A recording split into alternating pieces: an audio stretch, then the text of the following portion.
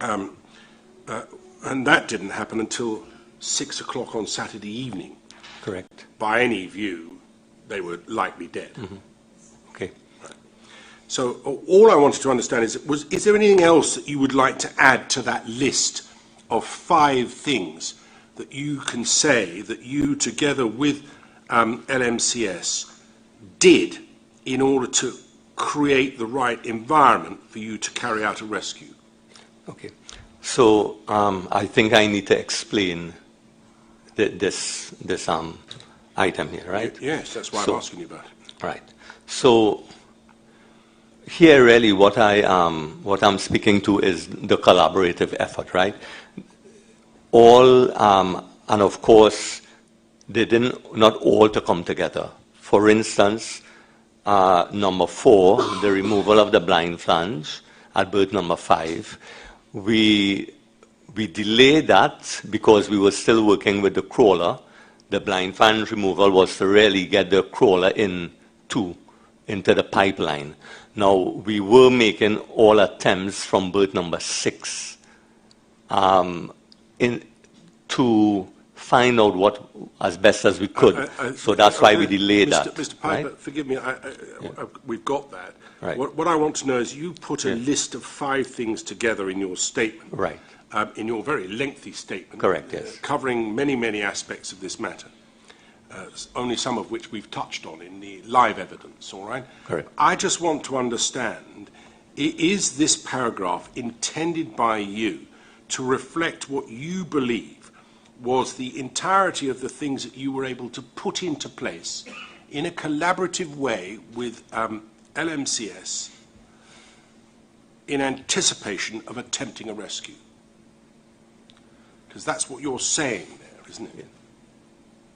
Right. I'm saying those are some of the things we collaborated on. Yes, that's not what you're I'm saying. saying. Not some of the things. You're saying that's what you achieved.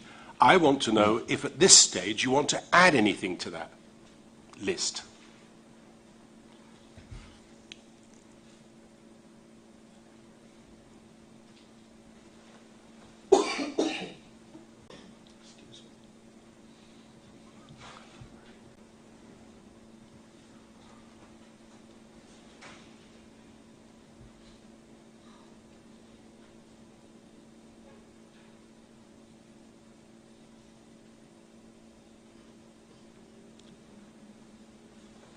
No, I think those are the things we were able to do. I think those are the things we were able to get through at that point in time.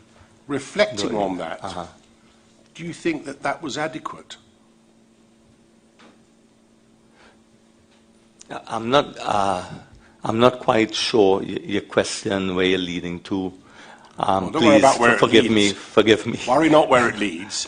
Can you answer it? Do you think that in the time that you were giving yourself for the what you call in anticipation of attempting to rescue the divers, do you think that this was sufficient?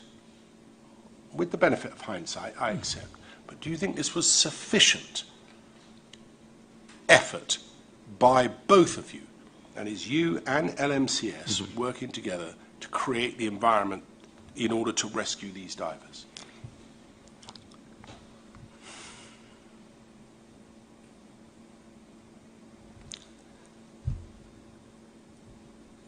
These are the physical things, right, we were able to do, right, together. Other than that, and in between here, the IMT, we were focusing on assessing the pipeline, as I keep saying. We were focusing on assessing. Once we had gotten any information, if there was anything else we could have done, we would have done. It was not that we just wanted to get these things and shut down, but anything that had come along at any point in time to aid in that rescue effort, we would have done. Can I make some suggestions as what you might have done? Okay, sir. Thank you, sir. The first thing that you might have done would have been, you see that board up there, imagine that wasn't on that board. You might have put a timeline starting from when the accident happened to the time when Mr. Boudram came out, to the time that you estimated. You said 3, and then you added 4, and then it became 5. But whatever it is, whatever you might have thought was the reasonable timeline to save these men. And that you might have been working together with Mr. Kazim Ali and or Mr. Dexter Guerra or anyone else that you could get hold of from LMCS, that this is the timeline to which we are working. Get their agreement that that is the timeline to which you're working. Do you think that might have been something you could have done?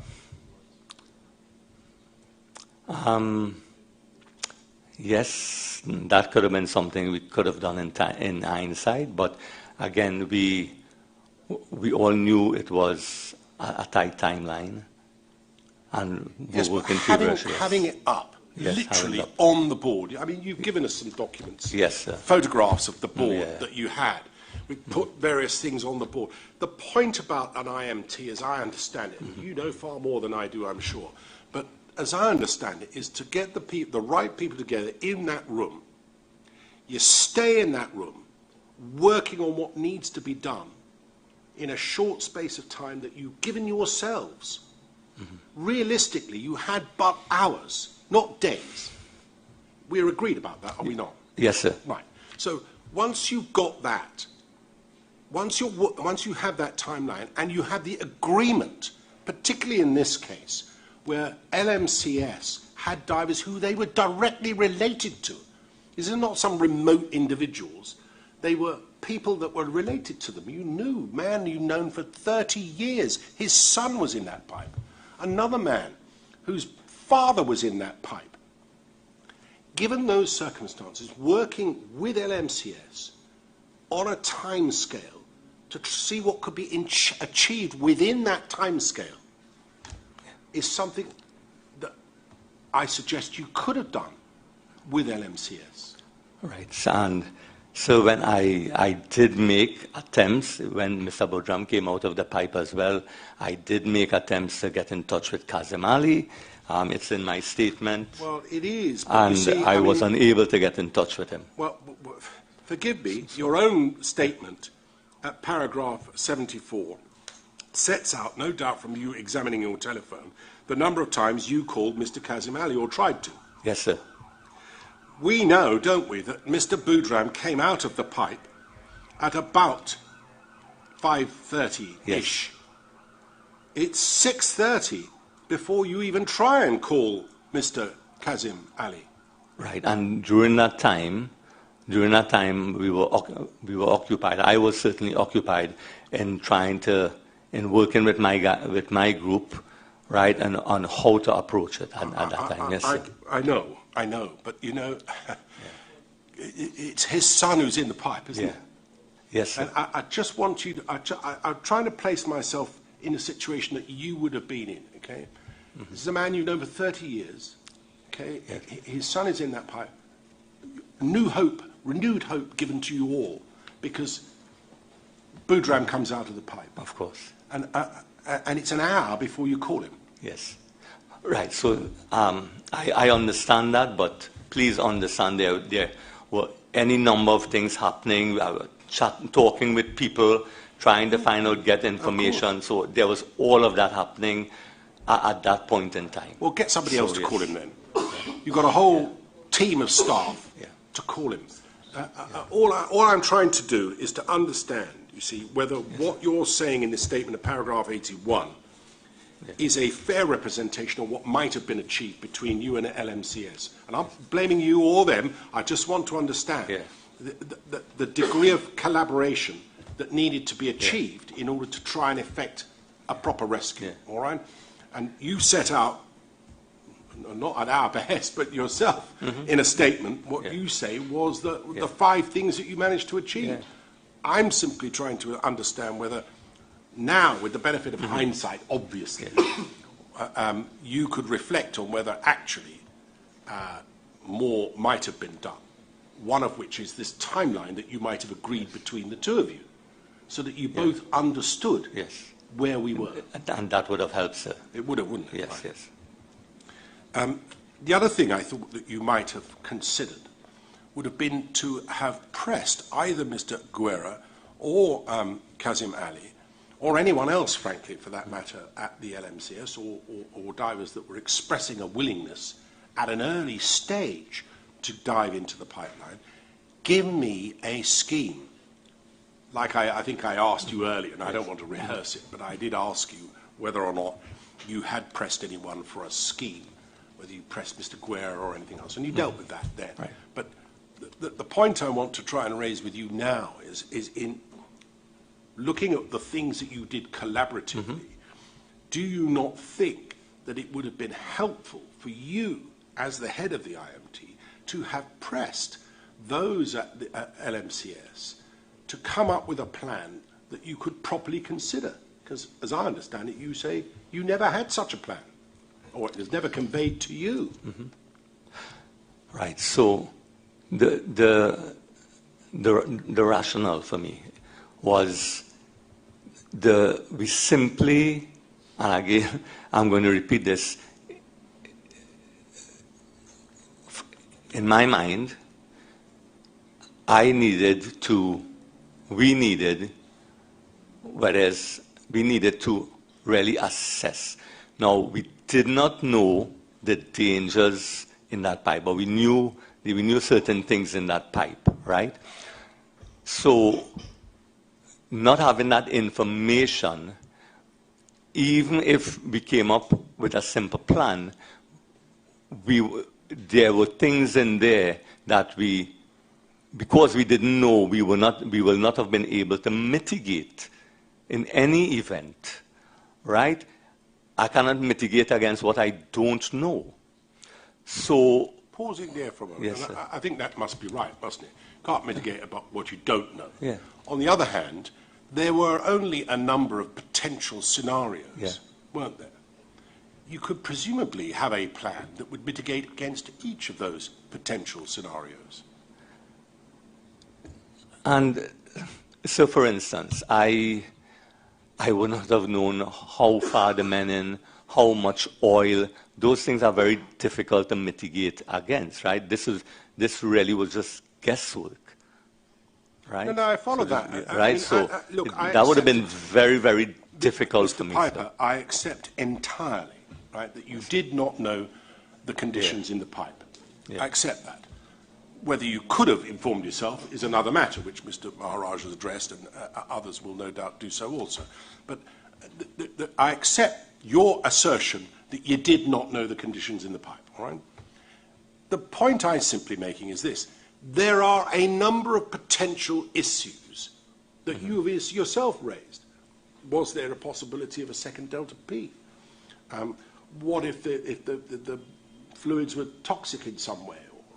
A number of potential scenarios, all of which might have been mitigated. You might have said, well, if it's this, can we do that? Does it help? If it's that, can we do something else? Did you follow what I mean? Isn't that part of your job in the IMT, where there are unknowns, to take a rational view about what it could be, and then have a plan to deal with what could be? Did you regard that as your role? Yes, sir. Did you do that?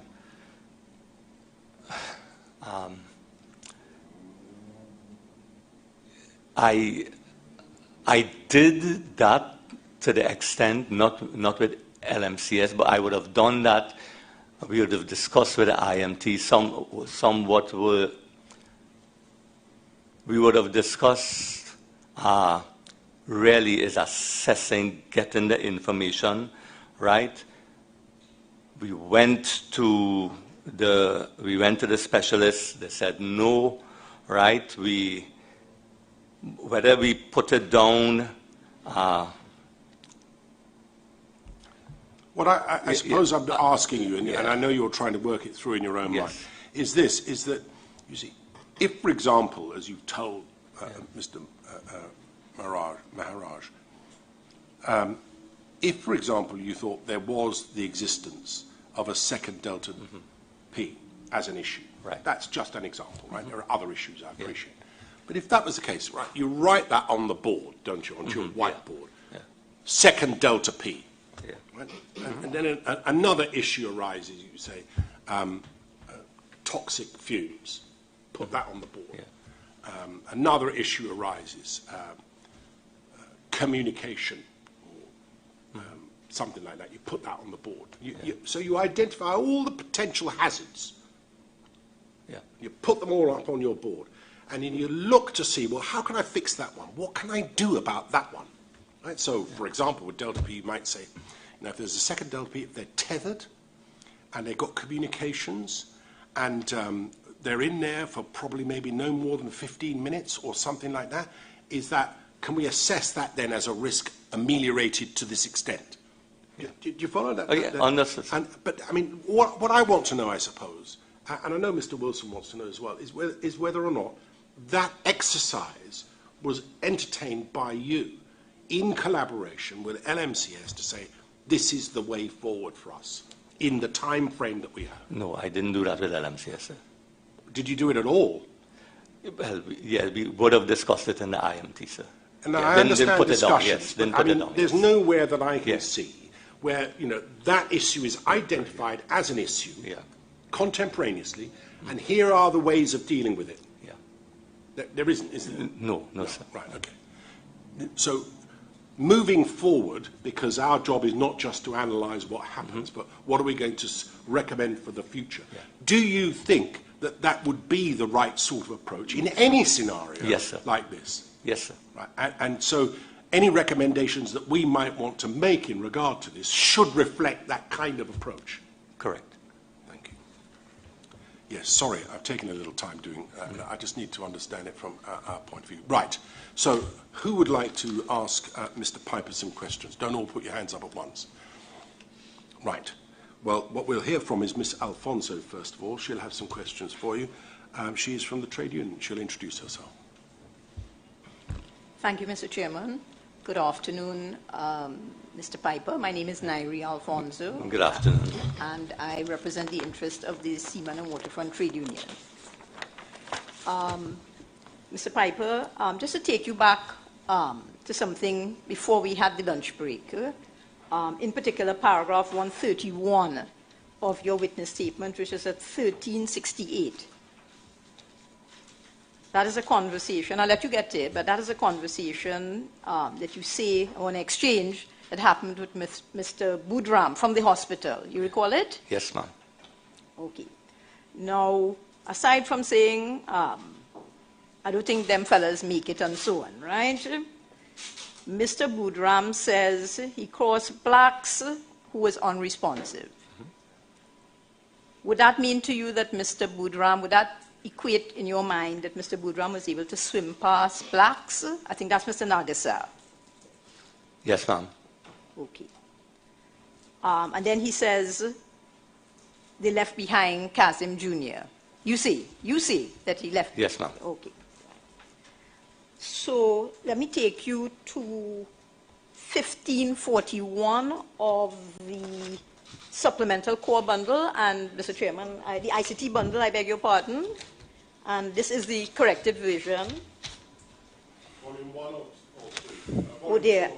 Oh, how it was downloaded, we don't have volumes, but it is 1541. 1541, yeah. And that's in the corrected download. Yes, I have. Right. Now, I think, because the handwriting is kind of like mine, quite bad, that is 9:58 at the top circled, yes? PM? Yes, sir. On Friday the 25th.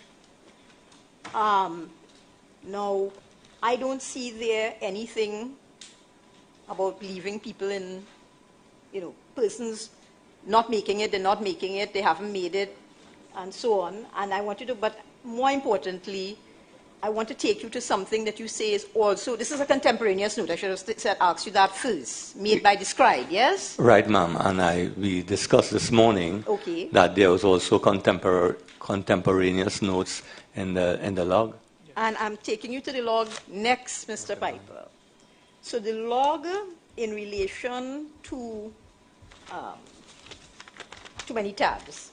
Right, the log in relation to that conversation at 21:58 is at, sorry, the time is 21:58, the page number is 1574. In that same ICT bundle. Yes, ma'am. So you say that this, for my clarification, that this is now a contemporaneous typed version of, this is being typed contemporaneously. That was your evidence this morning? Did I get it right? Yes, ma'am, that is correct. Okay, thank you for that. So if I go to 1576, 2 pages on, where the note mysteriously stops at 2:10 in the afternoon, and I look at the bottom below that, is there a date there, Mr. Piper? On the right-hand side, I beg your pardon? Yes, ma'am. And a signature above it? Yes. Okay, and what date is that, Mr. Piper? It says 2022, March 21st.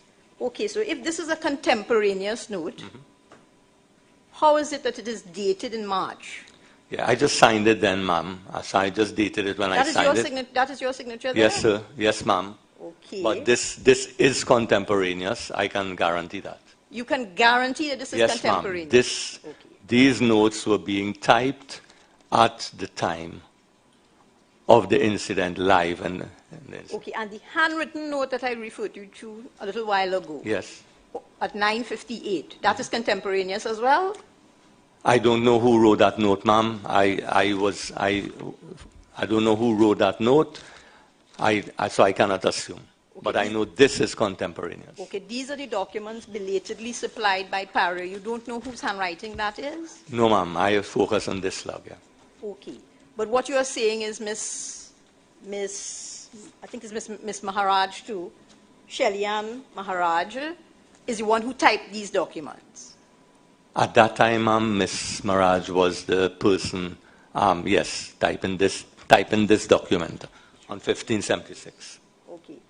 Now, on 1537, if you go to 1537,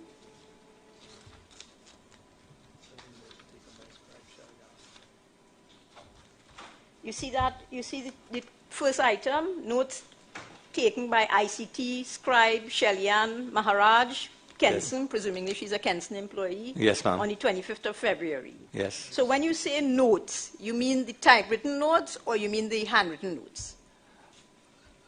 I can only tell you, ma'am, that Miss Shelly-Ann Maharaj was in the ICT at the time taking these notes, right at the time of that the conversation with Mr. Budram, and she was typing these notes contemporary as it happened. Mr. Piper, I'll put to you that this note was developed after the fact. This note, and I beg your pardon, this typewritten note was developed after the fact. Mr. Chairman, we are all lawyers. I mean, I'm not objecting, but I just would like to cross-examine the source of those instructions.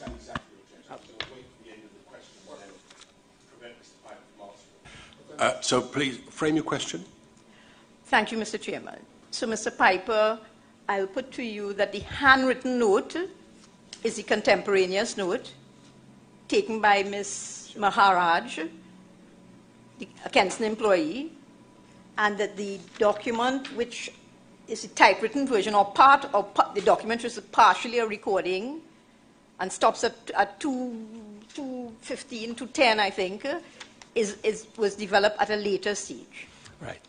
And I will tell you... Just before you answer that question, first of all, let's just take one at a time, all right?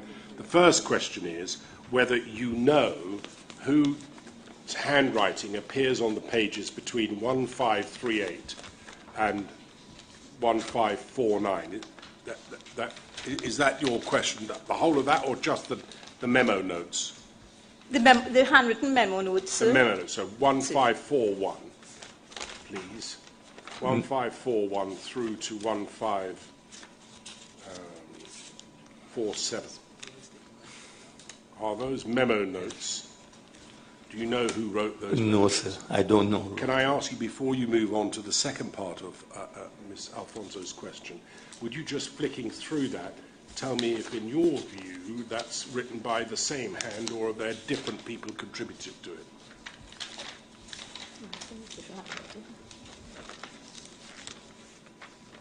The first section, the top of 1541, Yes. seems to be different from the bottom. Yes. Then the next page. The next page seems to be different again. Next page. The next page, maybe this 1542, may be similar to 1543, Yes. And then maybe similar to 1544. 45. 45 maybe. 46 may be different. Well, 45 looks like it's got 3 or 4 different contributions. Yes. 46, right. So, Yeah. and concomitant to what Ms. Alfonso is asking you, these are clearly handwritten notes. Yes. Did you see anyone making handwritten notes on a memo pad in the IMT No. at any time? No. Not the scribe. Well, someone's Yes. scribbling down on Yeah. it. If it's contemporaneous, they're either in there or someone's giving them this information at some other point. Yes, correct.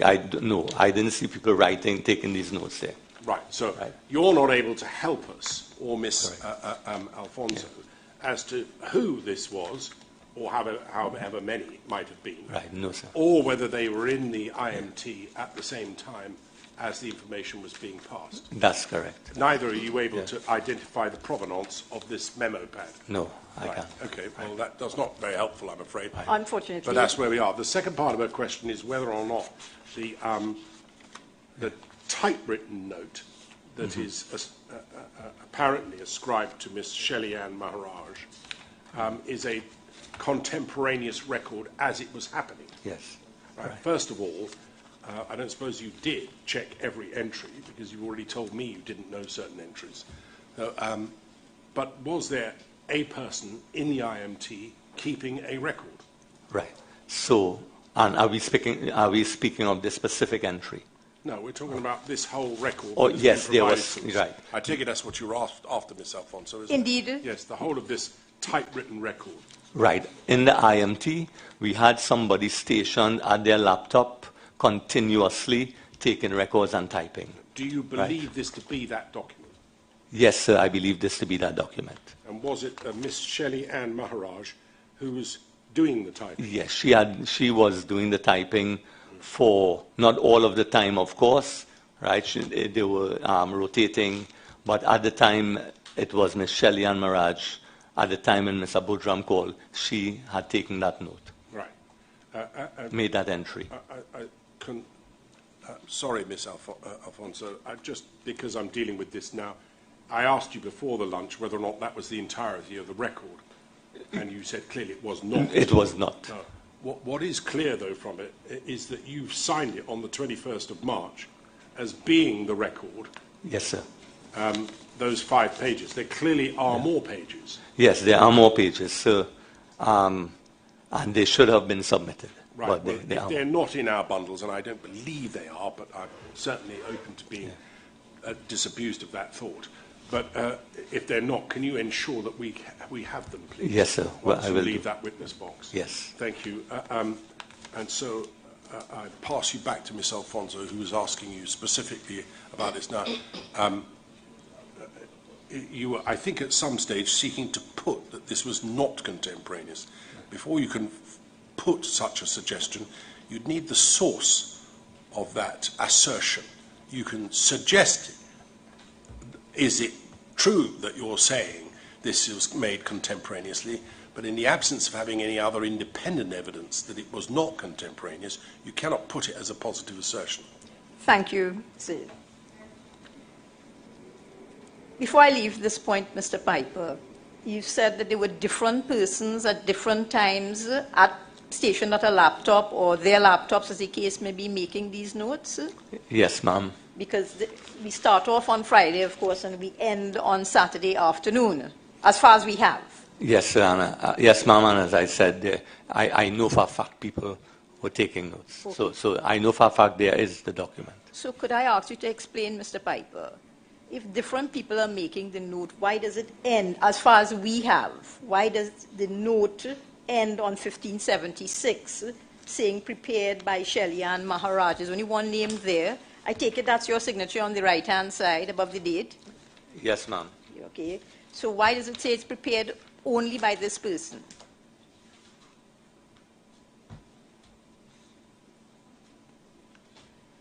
I don't know why only by this person, ma'am, but Shellyan is the person who started it off, right? And she just sent off the documents for signature, right? But she was not she was not writing this document.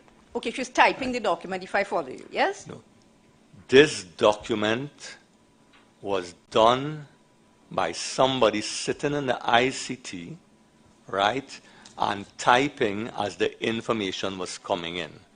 The person, they were rotating the people, right? Shellyan may have just put her name there and sent it off for my signature. But the document was done as the ICT was, as the incident unfolded. So as I'm corrected by the Honorable Chairman, I can only suggest to you that there's one name there as having prepared the document because this document was prepared at a later date. Right, ma'am, and I'm suggesting to you, and I'm saying the same thing to you. Just a moment. Disagree. He's asking you the way that you're being asked this is not an appropriate way. What I think she's asking is whether or not you can be satisfied so that you are sure or confident that this is an accurate representation of the contemporaneous note that was being made at the time, and it was being made at the time. Yes, sir. There's no evidence to suggest that it is not so. Correct. But you're satisfied that it is so. I'm satisfied that it is so. Right. I don't think I can take it any further. And I'm not going to take it any further, sir. Just to carry it back to 1541, that handwritten note that we don't know who made it. It ends with something which, as far as I can tell, saying, fell too well seems. Yes, ma'am. Okay. Is that okay, I don't know anything about pipelines. Does that suggest to you, Mr. Piper, something about distance? Yes. If yes, Mr. Budram says, I passed two well seams, yes. Is there something that you can take away from this with respect to the distance that he traveled? Right. Yes. Well, the pipes are normally about 40 feet length, right? Now, 40 feet length, right? So there you're looking maybe 120 feet. But bear in mind that Mr. Budram, there are several well seams Mr. Budram would have missed or could have missed. So that doesn't really give me that indication. So he may have just touched two well seams. That's all. Mr. Piper? Well seams are very So thin. I take it from your answer that perhaps every 40 feet or so in the pipe, Yes. there will be a well seam, so that various components of the pipe are welded together. Yes, Yes? ma'am. So that's what a well seam means, yes? Yes, Good. ma'am. So that Mr. Budram doesn't have any light and is feeling his way through this water-filled, some oil Yes. pipe, and one of the ways that he is estimating his passage is two well seams. So you said that's if it's every 40 feet, wouldn't that be 80 feet? Well, you'll have to add 3 pipe lengths of pipe, so that's 120 feet. Okay, so I accept that, 120 feet. Yeah. So Mr. Budram, in relaying this information to whomsoever this particular scribe is attempting to give something about distance, yes? Yes. Okay. Right. So I want to bring you back to where we were this morning, so that the persons who could tell you something, it was vitally important to the ICT team which you headed to understand something or everything for that matter about the pipe conditions, about what the location of the divers. Wasn't that important information that you knew at least if he missed one, he was estimating, as you say, 120 feet that he had traversed in the pipe? Right or wrong, missed some, picked up some? Could have been 500 feet. Okay, Mr. Piper. I will just put it to you that I say he was providing this information so that you get an idea of the location of his brothers, his fellow divers. No, ma'am, I didn't interpret that way. Might I inquire, Mr. Piper, how you interpreted it? He just said, touch too well, it seems, right? It could have been close out when he was close out. I don't know. But right? There are number, right? He's going along the pipe. There'll be several welded seams, right? When we did get a camera in, we didn't see anything. Meaning anything what? Any welded seams? We didn't see anything no, we wouldn't pick up the welded seams there. Okay. But when we get the camera, we didn't see, we got in about maybe 80 feet and we didn't see anything. So, Mr. Piper, you have this conversation which you detail, well, somebody details in handwritten notes and you detail in your witness statement at 131. Did anybody, the people in the room who you say were on the speakerphone would be people who understand pipes and distances and all manner of things. Did anybody ask Mr. Boodram if he could estimate the distance that he swam in order to come out to the top of the riser? Ma'am, we or didn't. The bottom of the riser, to be fair, the bottom of the riser.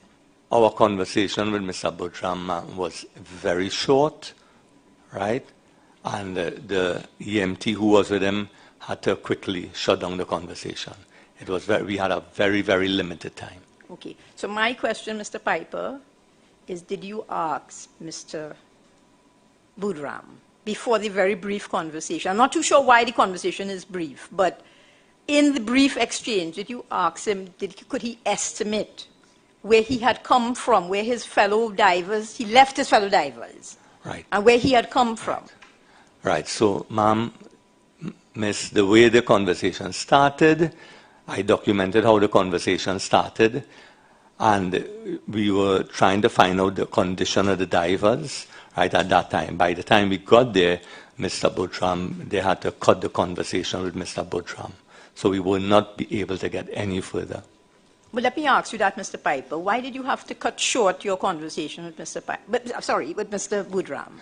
That was all the time the EMT was allowed, and he had to quickly leave. They had, in fact, told him, I believe, 1 minute, right? And we spoke for a little more than a minute. The EMT said, listen, I need to go immediately, right? And that has to do with the medical stuff. Okay. Well, I imagine Mr. Boodram was injured and he would be receiving treatment in the hospital, yes? Yes, ma'am, and we had to be guided by the medical fraternity. Okay.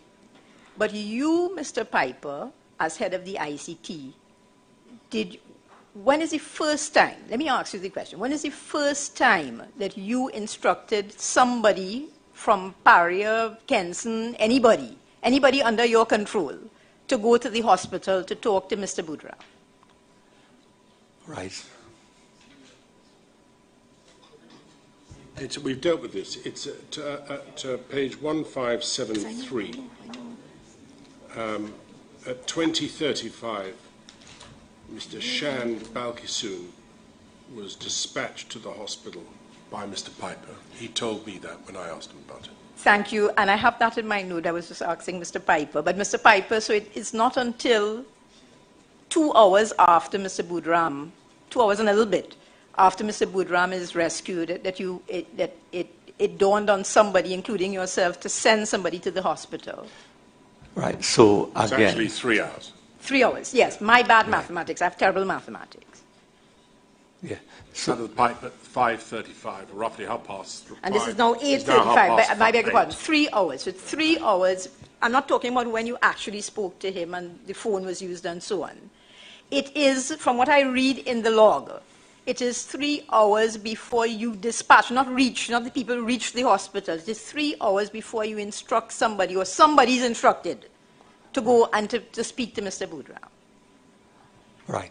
So, I mean, as the incident commander, I depend on people. It should not be, I don't have to make every instruction. I depend on a team, right? I was busy as the incident commander with a lot of things, trying to get assessments. There was a lot of conversation going on. There were a lot of things happening at the same time.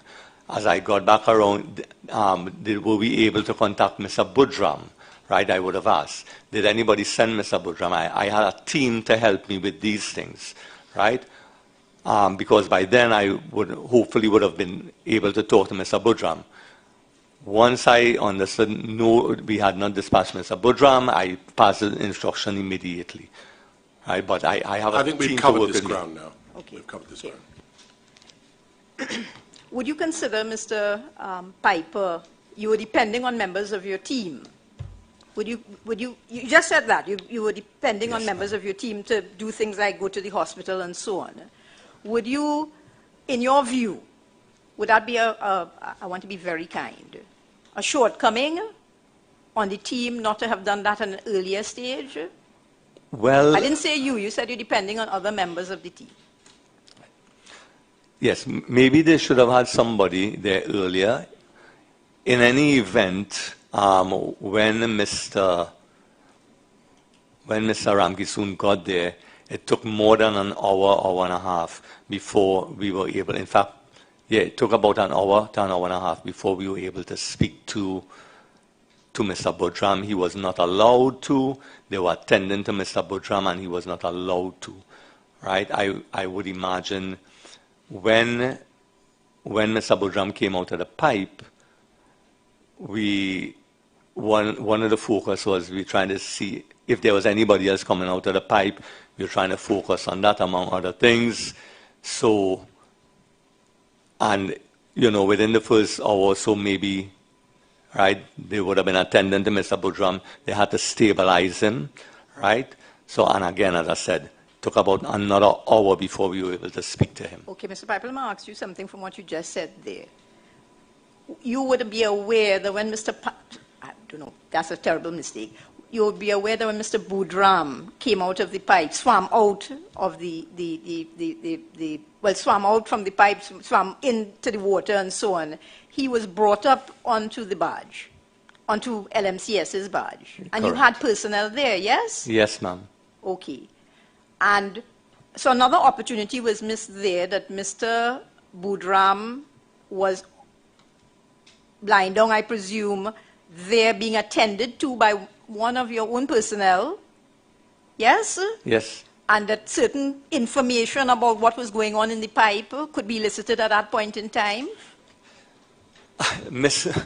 Budram, you have to, Mr. Budram came out of a pipeline that he had been in for some time.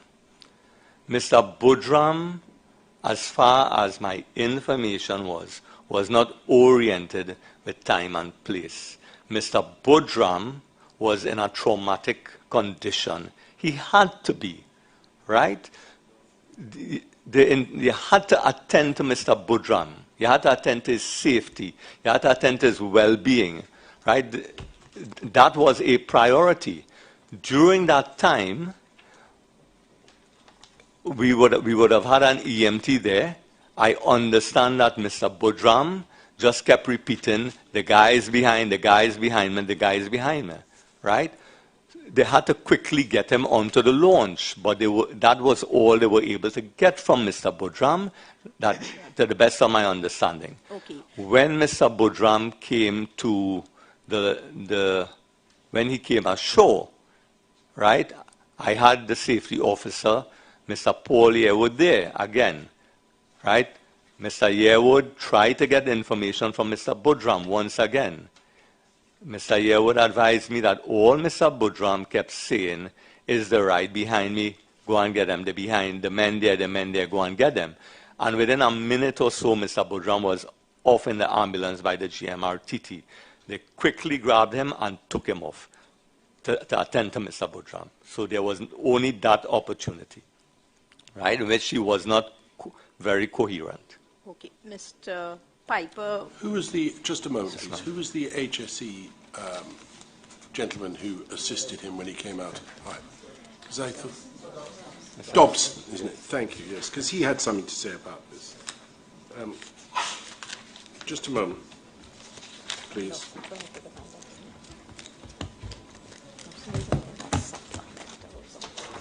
Dobson, where's Dobson?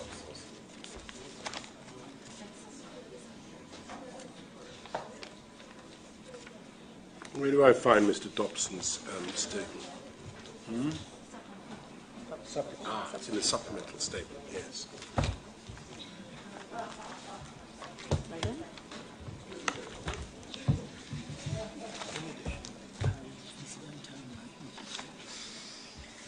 Yes, that's the other thing. Yes, thank you very much. Yes. But where's Mr. Dobson's account?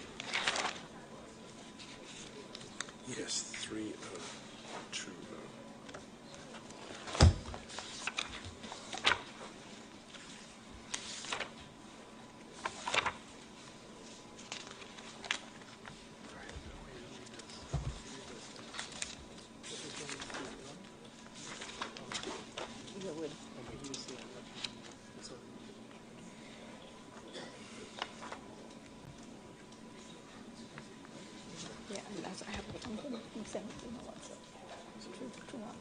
Yes. There are two different matters. Mr. Dobson was the man who was present when he came out of the pipe. He says at statement 3024 in the supplemental bundle, he says the following. It's only fair that you should know this, all right? This is what he said. I observed Mr. Boudram was pulled from the chamber by CoE and Ramutar. I assisted getting Mr. Boudram safely onto the deck, performed a rapid body scan assessment on him to determine if he sustained any trauma. He used a knife. I used a knife to expose his bodysuit. I observed trauma to the left side of his face, left arm, left torso, and right ankle. There were no exposed body bones or bleeding. I used a rag to clean his mouth, eyes, and ears due to the presence of hydrocarbon on his entire suit body. Mr. Boudram was moaning and appeared to be in pain, unsurprising. In my presence, Mr. Boudram was transported back to shore, and upon reaching the launch, I handed him over to ambulance staff. That's what he said. I know I asked him some questions about that as well. But then in your incident timeline, your contemporaneous document, which you were being given information about, that is contained, I'll get my copy of it, page 1091.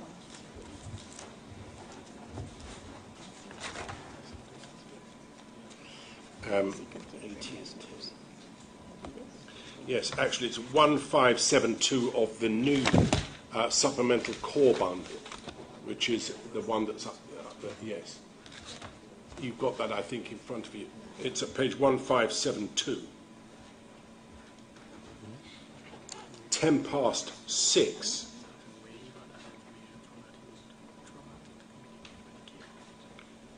Mr. Boudram attended by EMTs, treated for muscular injury. Patient was alert and conscious.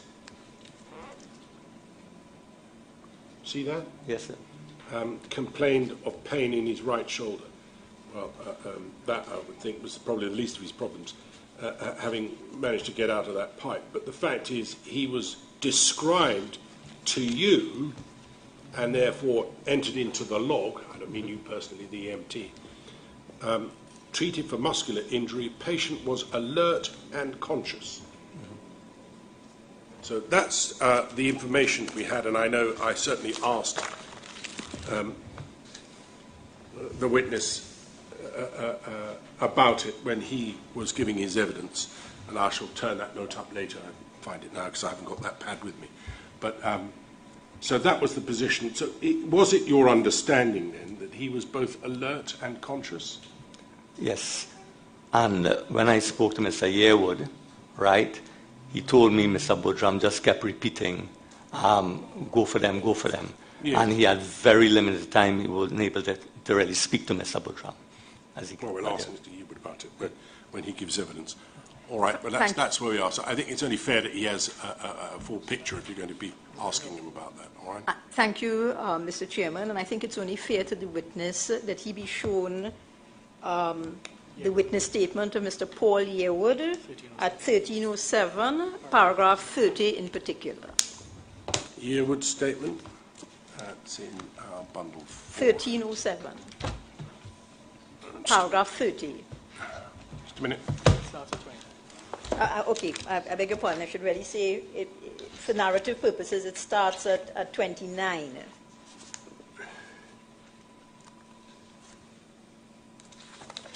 Yes. And goes on to 30 at the top of the next page. Paragraph 39. No. Starts at 29. 29, sorry. And the more relevant section or part is paragraph 30, which starts at the top of the next page. Could I, Mr. Please put it to him, yes. Okay. Those, paraphrase it if you can. Okay. So, Mr. Piper, have you read paragraph 30 of Mr. Yearwood? Yes, ma'am. Okay. So, Mr. Yearwood, who is your eyes and ears on the birth at that time, you sent Mr. Yearwood down to meet Mr. Budram, yes?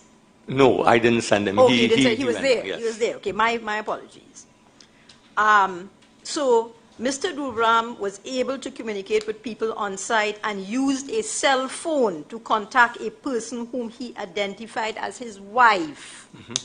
Mr. Budram gave evidence of that when he was, well, I think he was the first witness, if I recall. So what do you say now? I'm not saying Mr. Budram was not traumatized, but Mr. Budram was lucid. Mr. Budram was speaking. Mr. Budram was not just saying over and over, go and get the guys, go and get the guys. So all of this happened here. So do you still say, is that still your position, Mr. Piper, that Mr. Budram was not able to be communicated with to get information that could assist in a rescue? Yes, ma'am. I'm still saying what I can tell you what I was when I spoke to Mr. Paul Yearwood, right? Mr. Budram just kept repeating, right? He told me Mr. Budram just kept repeating that go get them guys, right? And they whisked him away very quickly in the ambulance. That was my conversation with him. Does that accord, that version, what you just said there, does that accord at all with Mr. Yearwood's own words in paragraph 13? No, ma'am, that does not align, but that is what I like that term, align. I like that too. So it doesn't align because Mr. Budram, in his own evidence, I can't say that you would have heard Mr. Budram's evidence, but we here heard his evidence, that he was asking to speak to his wife, asking to call his wife, who I believe is a nurse. He was asking for a hyperbaric chamber. He was asking for people to go back and rescue his colleagues, his fellow divers, not just saying go back, go back, go back. In my conversation with my team, that was the information I had at the time. Okay, when Mr. Yearwood comes to give evidence, Mr. Piper, we will certainly ask him that.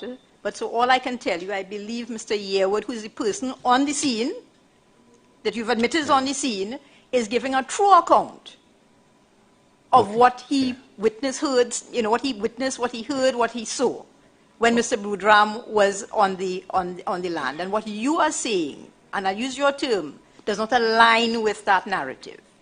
Yes, ma'am, that is what that in the discussions, that is what I was told, yes. I'll leave that alone. Mr. Yearwood will come and we will ask him the appropriate questions. Now, Mr. Piper, again, I'll go back to the ICT team of which you were the head, were very concerned about the conditions in the pipe. So you had two people who knew something about the conditions in the pipe. Mr. Michael Kurban, Mr. Budram. Yes? Yes, ma'am. Okay. So I wouldn't take you back through Mr. Kurban because no real questioning of Mr. Kurban took place. Yeah? Is that correct? That's correct. Okay. So, in your mind, you wanted to know the conditions of the pipeline. And you felt that the only route to that would be to get some sort of camera, however designed, whether on a ROV, whether on a boroscope, some kind of camera footage of the area. But Ms. Alfonso, Okay, and I'm some length, okay, yes. both by me and by Mr. Maharaj. So please, if you have a specific question about this area, just ask that question. I will. And Mr. Piper, did it occur to you at all that all you're trying to achieve and you're not getting those cameras in a quick time? Did it occur to you that sending a diver with the appropriate camera equipment, with video, audio, this is what I think Mr. Alvin Sitaram would have said, that the equipment that they had on the Water World would allow them to have video, audio, as well as the air, of course, all bundled in one thing. Did it occur to you could send a diver to get that information, that same information, the conditions of the pipe, where the plug was, where the divers were? Did it occur to you? Ma'am. I didn't even use the word rescue. Did it occur to you you could send a diver tethered with surface air, with video, audio, and everything to go down into the pipe to see if he could locate the divers?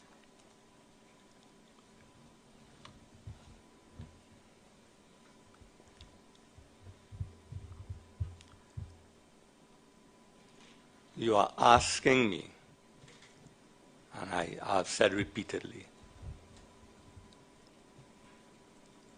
you are asking me to send a man in a pipe, 30-inch diameter. I don't know the conditions in that pipe, right? Okay, so the answer is the same as you've given already. Okay, and yes, sir. I had a decision to make. This was no simple time. This was no, you see, we sit here in this room and we believe that this was just something that was not stressful, right? We believe in this room here that this was not something that we were under strain, we were under pressure, right? That is the furthest thing from the truth. And we can sit in this room and believe what we want to believe, but put yourself in that position on that night. Put yourself in that position on that evening when you have to make a decision to send a man into a pipeline a quarter of a mile long. You have no idea where this man is going. You have no idea what this man is going to face. You have no idea. You are accountable for this man. You have that accountability. Once you sanction sending that man in that pipe, you are accountable for that man's life. And if you believe in this room that that was a simple thing, because we had 4 men in that pipe, if you believe that I just sat there and decided I'm just not sending a man in a pipe, right? You simply do not understand what we went through that night. That is not something I want anybody in this room or anybody at all to have to go through and to make a decision. That is not a simple decision, as we feel to believe you just send a man and pull him out with a rope. That is not a decision like that. That is that man's life. I had 4 men in that pipe. 4 men. I had husbands in that pipe. I had fathers in that pipe. I had sons in that pipe.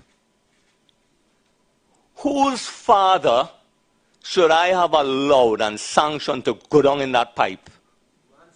Again, whose son should I have allowed to go down in that pipe? Right? Whose husband should I sanction to go down in that pipe and perish? I have run this through my mind on many occasions, and I still do. And let me tell you something. I understand Mr. Kirban, because somebody is in the back is talking about whose son. I understand Mr. Kirban's courage because his father was in the pipe. I understand why Mr. Kirban will want to go into that pipe. And if I was a son, yes. But I've also looked at this on the reverse. If I was the father in that pipe, would I want somebody to send my son into that pipe after me in a reckless manner where he could perish? And every time I asked myself that question, my answer was no. I will not want anybody to be so reckless with my son's life. So if you believe in this room that that was simple for me and simple for the IMT, what would I have done? Would I have done said, well, listen, I can't get the information, just send somebody in the pipe? That would be totally reckless. Totally reckless. And then, do you understand what I'm saying? Do you understand what we were faced with? All right. You were entitled to have your say. You were asked the question and you've given a very comprehensive answer. And I'm sure everyone understands that it was not easy for you either. But coming back to where we are now, Ms. Alfonso, do you have any other questions to ask? Yes, Right. Mr. Chairman, I do. But I will, I understand, I don't think you had an easy job, Mr. Piper. So there's not, I'm not sitting down here as the armchair critic of Could you just ask the question? Right? I don't think you understand. Okay, fair Mr. enough. Piper, Okay, I've allowed you to have your Sorry, say. sir. No, that's all right. You're entitled to your say. You were asked the question, and I didn't stop you because you were entitled to have what you wanted to say. All of us here will assess that in addition to everything else we've heard, all right? If there are questions, please ask the question. I will do so. Thank you, sir. Mr. Piper, as I understand it, you felt you had a duty to protect the would-be rescuers. Yes? The Yes. people who wanted to effect a rescue, you had a duty to protect those people. Yes. I understand that. That is understandable. Did you feel also, Mr. Piper, that you had a duty to the 4 workmen, the 4 divers who were stricken? He's already said he felt that. He's taken some time to make it clear that he felt for them too and the reasons why he approached it the way he did. He spoke about the way in which he would feel if he was one of the people in the pipe and it was his son on the outside. He's done all of that. So unless there's something else that you want to ask. Okay, yes, let me Please. get on to yesterday. Thank you, sir. Yesterday, Mr. Piper, you would have referred us to, so let me be a little more clinical. Yesterday, you would have referred us to something from the 1980s. You referred us to something about rescuers who find themselves in difficulties, and you said something about, if I recall your figures, if there's 16 people dead in a rescue, 10 were the rescuers. You recall that? Yes, ma'am, I said there were eight cases then, and of the 8 cases, 16 died, 10 were rescuers. Okay. So I also, when I was quite alarmed when I saw that myself. So I had a little look through some OSH reports and so on with respect to rescuers and so on. And in fact, there was quite a big study in 2018, I think, of about 100 deaths that had occurred while persons were going into confined spaces to effect rescues. My takeaway from that study was that the persons who perished, the rescuers who perished, were what they referred to as would-be rescuers, which I understand to be, Mr. Piper, persons who on the spur of the moment rush into an area where maybe there's carbon monoxide or some other toxic fumes, which was by and large what those deaths occurred, took it, with no training, no equipment, just spur on the moment. That is my understanding from the study, which is a study, by the way, that is in 2018, not the 1980s, but it referred to a 1980s study, so I assume they're linked somehow. So would you agree, Mr. Piper, there would be a difference between the would-be rescuer, the ones who rush in without a plan, without equipment, without proper, in this case, tendering and equipment to do the dive. Is there not a difference between, say, what you thought of Michael Kerban's attempt to rescue his father? Is there not a difference when Mr. Bedo and Mr. Ramuta and these other people came and the other equipped dive ships came with equipment? Is there not a difference between that kind of rescue operation?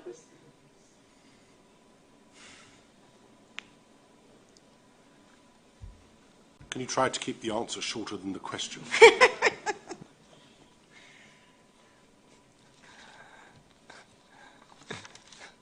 I'm not sure if we understanding. You are sending a man into a pipeline for hydrocarbon spaces, oil. He has no training. You are sending them out. It is not different. He may have equipment. It is not different. He doesn't know what he's going to face, how he is going to deal with it. This is not simple. This was never simple. No, I don't think it's anyone... It's a quarter mile long. Yeah, Mr. Piper, I think we get that sentiment. I don't think anyone has suggested for one moment that the task was a simple one. No one has made that suggestion. If they did, I would have stopped them. All right? No one's suggesting the task was easy. These tasks are never easy. That's why they pick, hopefully, the right people to do them. The question ultimately is whether, on reflection now, you think you got it right. Yes, sir. Right. Well, I got that because you've told us. You don't think that, well, apart from the things you've identified where you think you might have done things differently, the fact is, you don't think you made the wrong decision in deciding not to send anybody into that pipe until you had a video footage of what the conditions in that pipe were like. Yeah. That's where we got to, as I understood it, right? Yes, sir. Right. I don't think no one's trying to shift you from that position. We're simply exploring it, all right? And your position remains the same. Yes, sir. The same as it was when you walked into that witness box as it is now, as you shortly will hopefully leave it, all right? So I'm not sure that there's much to be gained from asking the questions, which seem to me to just elicit the same answer time and again. I'm moving on, Mr. Chairman. Mr. Piper, are you aware, you know Andrew Farrar, the diver, Andrew Farrar? Yes, I do. Okay. Are you aware that Mr. Farrar has experience in diving into pipes? No, ma'am. You want to elaborate? When you say diving into pipes, what do you mean? Pipes at, well, I have to say Petrotrin. If we go to yes, 444... I am, yes. May I? Yes, go ahead. Yes, right. So I am aware, right, that we were doing a job at berth number 6, right? I am aware we were doing a job at berth number 6 where someone, I don't know if it is Andrew Farrar, right, would have entered a riser, right? This riser would have been, I think it would have been a 50-inch, well, number 6 is 50-inch and 48-inch in some areas, right? This would have been a 50-inch riser. They were renewing this riser at berth number 6 on 66 Sea Line. I vaguely remember some discussions with Mr. Kazim Ali, as you mentioned, Point up here. I vaguely remember some discussions with Mr. Kazim Ali where they were putting on this riser and it had an elbow about 10 feet long, the elbow. And they were having some problems with the joint. This was a new riser. It was a 50-inch riser, diameter riser. There was no oil in this riser. This line was flush, so there was no oil in the line, right? And he was just going to slip in this he was just going to align this gasket, the flange gasket, right? Right. In this case, they would have had, as the flange is coming together, they would have had divers on the other side. So he was just going down into this clean 50-inch diameter riser and back up, right? If we want to say that is experience in diving in a pipe, I cannot argue that that is experience. Okay, well, thank you for that, Mr. Piper. Mr. Piper, I just have one or two more questions for you.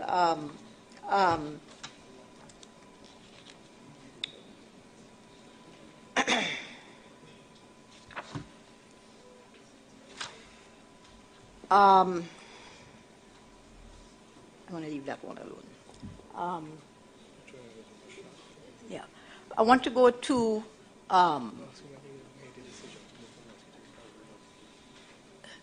the chairman would have referred you to a short window in which the divers were likely to be alive, yes? Yes, ma'am. Okay, so whether it's 4, 5, 6 hours, as the case may be. At what point in time, Mr. Piper, as the head of the ICT, would you say that PARIA moved from a plan or took a decision to move to a recovery effort rather than a rescue effort? Haven't we dealt with this already?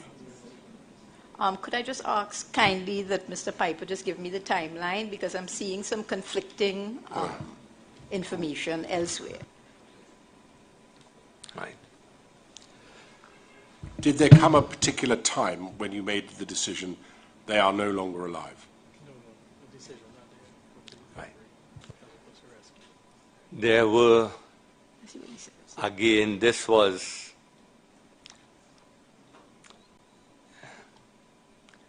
as a person, right? I wasn't just an incident commander. I'm a person. Right? This was another very difficult thing for me to just suddenly accept. So this was a transition in my mind, right? So there are a number of things happening here. Somewhere around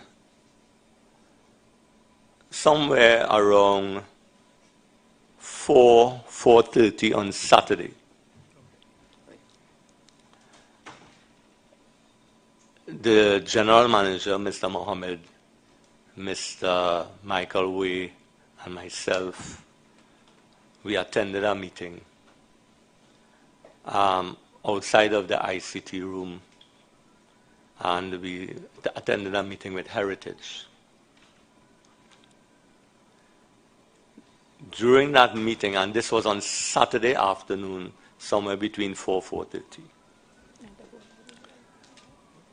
All that time, because this is important, we were still in the rescue mode, making arrangements to get to pump out this riser, right? Excuse me. We were arranging pumps and so on.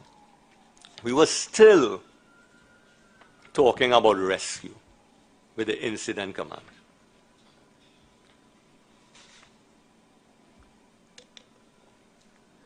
At that meeting, we discussed moving from rescue to recovery, right? And what are some of the ways, if we move from rescue to recovery, what are some of the things we're going to have to put in place? When I left that meeting with Mr. Mohammed. On the way back to the ICT, we discussed we went over the discussions with Heritage. We came to the place, Mr. Mohammed and I, that, listen, we think we're losing hope here now, right? The chances here are slim to none. So together, we came to that place where, listen, we're going to have to move to recovery. I repeat, that was on Saturday. It's maybe around 4:30, 5, no, maybe 4:30. We kept that decision to ourselves, right? The reason being, we wanted to speak to the families first, right? So we didn't want the information. We had to treat very respectfully. So we didn't say anything at that point in time to anybody for that reason. So that would be around the time, right? Mr. Mohammed contacted Mr. Ali, and we met with Mr. Ali. Okay? So that would have been around the time to discuss recovery. That would have been around the time. Thank you, Mr. Piper. That will be all. Thank you very much for your time and attention. And that's contained in paragraph 177 of your statement. So the position is that by Saturday afternoon, could we say at the very latest, you had to reconcile in your own mind that they were almost certainly dead? Yes, sir, I had to reconcile in my mind. Yeah. Yes, sir. And you already made it clear that realistically and objectively, they probably only had a timeline of a few hours. Yes, sir. All right. Yes, Mr. Ramadan. How long do you think you're going to be, Mr. Ramadan? You said, I think earlier, about half an hour. Yes. That will take us to getting on to 4 o'clock. Mr. Pegas, do you have any questions at the moment? If I do. Just sorry, Mr. Pegas. You need to turn your microphone on. Right. No, Mr. Chairman, I don't have any questions for this witness. So I'll leave the front bench afterwards. All right. So we'll have your questions. Do the best you can, please. I will, of course. The sooner we finish here, the sooner we can all go home. But what I may do, depending on what the others say, is to have a short 5-minute breaks after you. All right. So of course. Mr. Ramadan will introduce himself, Mr. Yes. Piper. My name is Prakash Ramadan. I represent Aliyah Henry, the daughter of Yusuf Henry, and the family of Faisal Kurban. Okay? Good afternoon, sir. Good afternoon to you. Now, Mr. Piper, we have had no interaction before today. Is that accurate? That is correct. So I want you to know that whatever shall come now is not personal. Okay? And equally, I sympathize with the position that you would have put yourself in as commander. Okay? Not easy, as we all appreciate. Yes? However, you were not the average citizen of Trinidad and Tobago that day. You're not the average citizen. You're the commander of an incident management team. Isn't that true? That's correct, sir.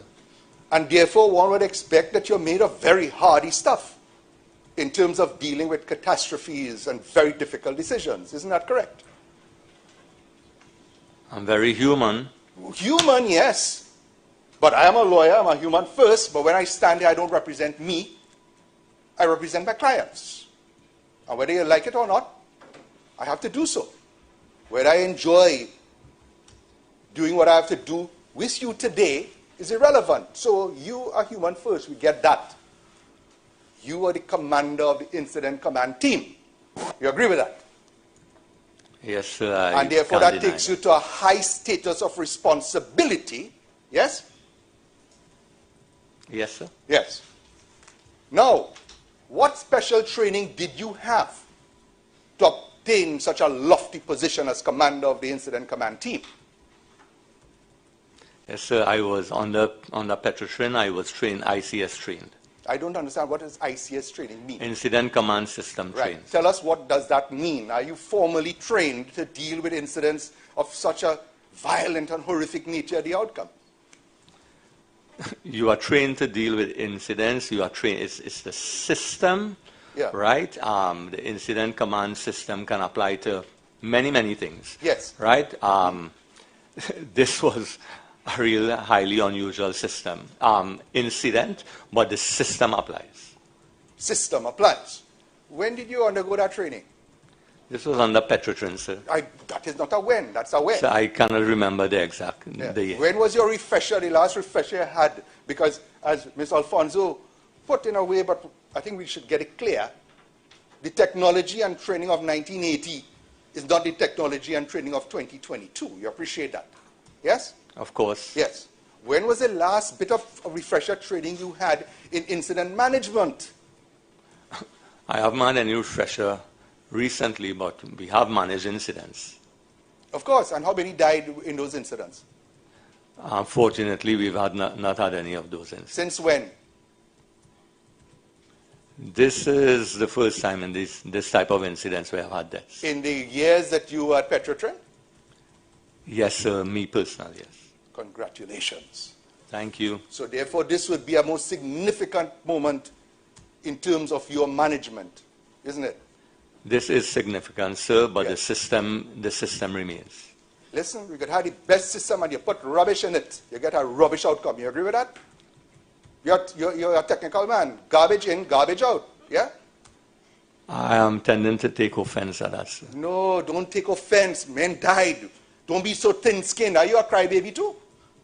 Do you intend to cry here today? Excuse, No, sir, enough. Enough. I- Just a minute, Mr. Piper. Just a minute. First of all, the expression garbage in, garbage out is probably unnecessary. There are other ways of putting that question. And certainly I don't need any suggestion that he's a crybaby. Yes. All right? Please. Of course. I'm just being preventative. Please. We're going to be here for an awful long time if I have to keep interrupting you. I'd I rather not. hope you don't interrupt, and I shall not do anything to I'd endeavor rather have your no interruption. reason to do so. If you do, of course. So, garbage in is garbage out is not an insult to you, sir. It is a I take it as an insult, let sir. me tell you what it is if you don't know. It is a technical term in terms of computer science. You put in garbage, you get garbage out. Chairman, please. Quality I mean, it's of been a info. long day. I don't think I should be subjected to this. I honestly, sorry, I don't think I should be subjected to this. Just a moment. I don't know how plain I can make it, but I don't think it's necessary to use that expression. Of course. Please don't use it again. I shan't. I was just No, apologizing I don't want to in hear an an indirect explanation way. about it. I don't want to hear any apology Done. about it. Thank you. Just don't use it. Thank all you right? very much, of You course. can make the same point in a different way. Thank you. I appreciate that. Now, in terms of the information you get, you make decisions based on it. You get good information, you are better able to make better decisions. You agree with that? Yes, sir. And if you get bad information, the likelihood of you making a bad decision is more likely, isn't it? You will make the best decision based on the information you have. And if it's bad information, what kind of decision you expect? You will make the best decision based Thank on the you. information you have. Now, from what you described here today, you made the best decisions. Difficult as it would have been, in your mind, you made the best decision. Yes, sir. Based on the information I had, yes, sir. So I what made we the have, best. no dead rescuers, but 4 dead divers. Correct? That's the decision you made.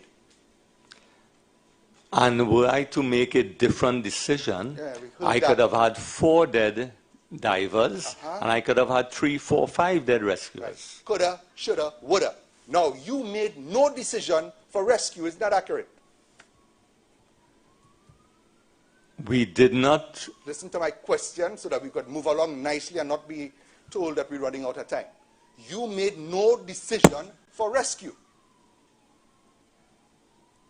I consulted. Listen to my question, sir. It's very clear. You, sir, and your team made no decision to rescue. Can I answer the question? Yes, it's a yes or no. No, I don't believe it's a yes or no. Well, whether you believe it or not, I'm asking you yes or no. But I am saying no, that is not a yes or no answer. Well, give me your answer. We consulted, right, based on the limited information we were able to get. Yes. We consulted with the with the dive specialist, dive supervisor, Right. right? And they were not willing to With go into the respect, Mr. pipeline. They Piper, thought it was... Mr. Piper, with respect, those are the reasons why you decided not to authorize a rescue. They're not the answer to the question. Fairness to Mr. Ramadar, he's asking you, did you ever, in effect, did you ever authorize a rescue? And the answer to that is clearly No. no. No. Exactly. No. The reason why you didn't may be a perfectly good reason. It may be a bad reason, but that's different to the question he's asking you, Okay, isn't it, right? understood. So he's asking you the question, did you ever authorize a rescue? No, I did not. No. If you feel it necessary to add a but or a however, Okay. please answer the question first, and then I will allow you to make a but or however, providing it's not repeating what you've already said. All right? Okay.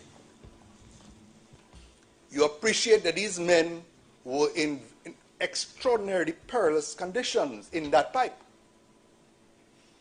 Yes, sir. Yeah. Oxygen, air would have been limited, first of all, correct? Yes, sir. 2, you do not know their physical condition in terms of the battering of their bodies, correct? Correct. 3, in terms of drowning because either too much oil or too much water, correct? Correct. Right. And as we have all established and believe that time was the most critical, what shall I say, asset or value that you had. Time. Isn't it the most important thing? And life, go ahead. Yeah, right. And responders' lives, yes. We come into that. We have two sides to this, and I'm very fair, contrary to what many may say. You have two sides. You have the rescuers on the one end, and the men who, we have a countdown, you agree? There was a countdown to when we believe they would perish if they hadn't already. You agree with that? Yes, sir. Yeah. Must have been a countdown. Huh? Must have been a countdown. As to where A exactly where it is. countdown. And as the moments passed by, the anxiety to get things done would have been increased. Yes? The anxiety was always there from very early. And it didn't increase as time was passing and nothing was happening to save them? Must increase, sir. Thank you. Well, that's the point. So, but you, what was the decision you made that was communicated? Stop the dive, isn't it? That's the one decision you've taken in terms of diving, to stop it, isn't it? I went through this yesterday, sir. Oh, gosh, Yes, I am here now. yes. You are here now. Just tell me very quickly. Don't tell me about yesterday. We're dealing with now. Right. Was it the only decision you took that you communicated in relation to dive or rescue is to stop the dive? Yes, sir. Thank you. But if I may explain, as I would like to, please. As I said yesterday, when I took that decision, right, I was advised people were just diving into the pipe. We did not know what we were facing, right?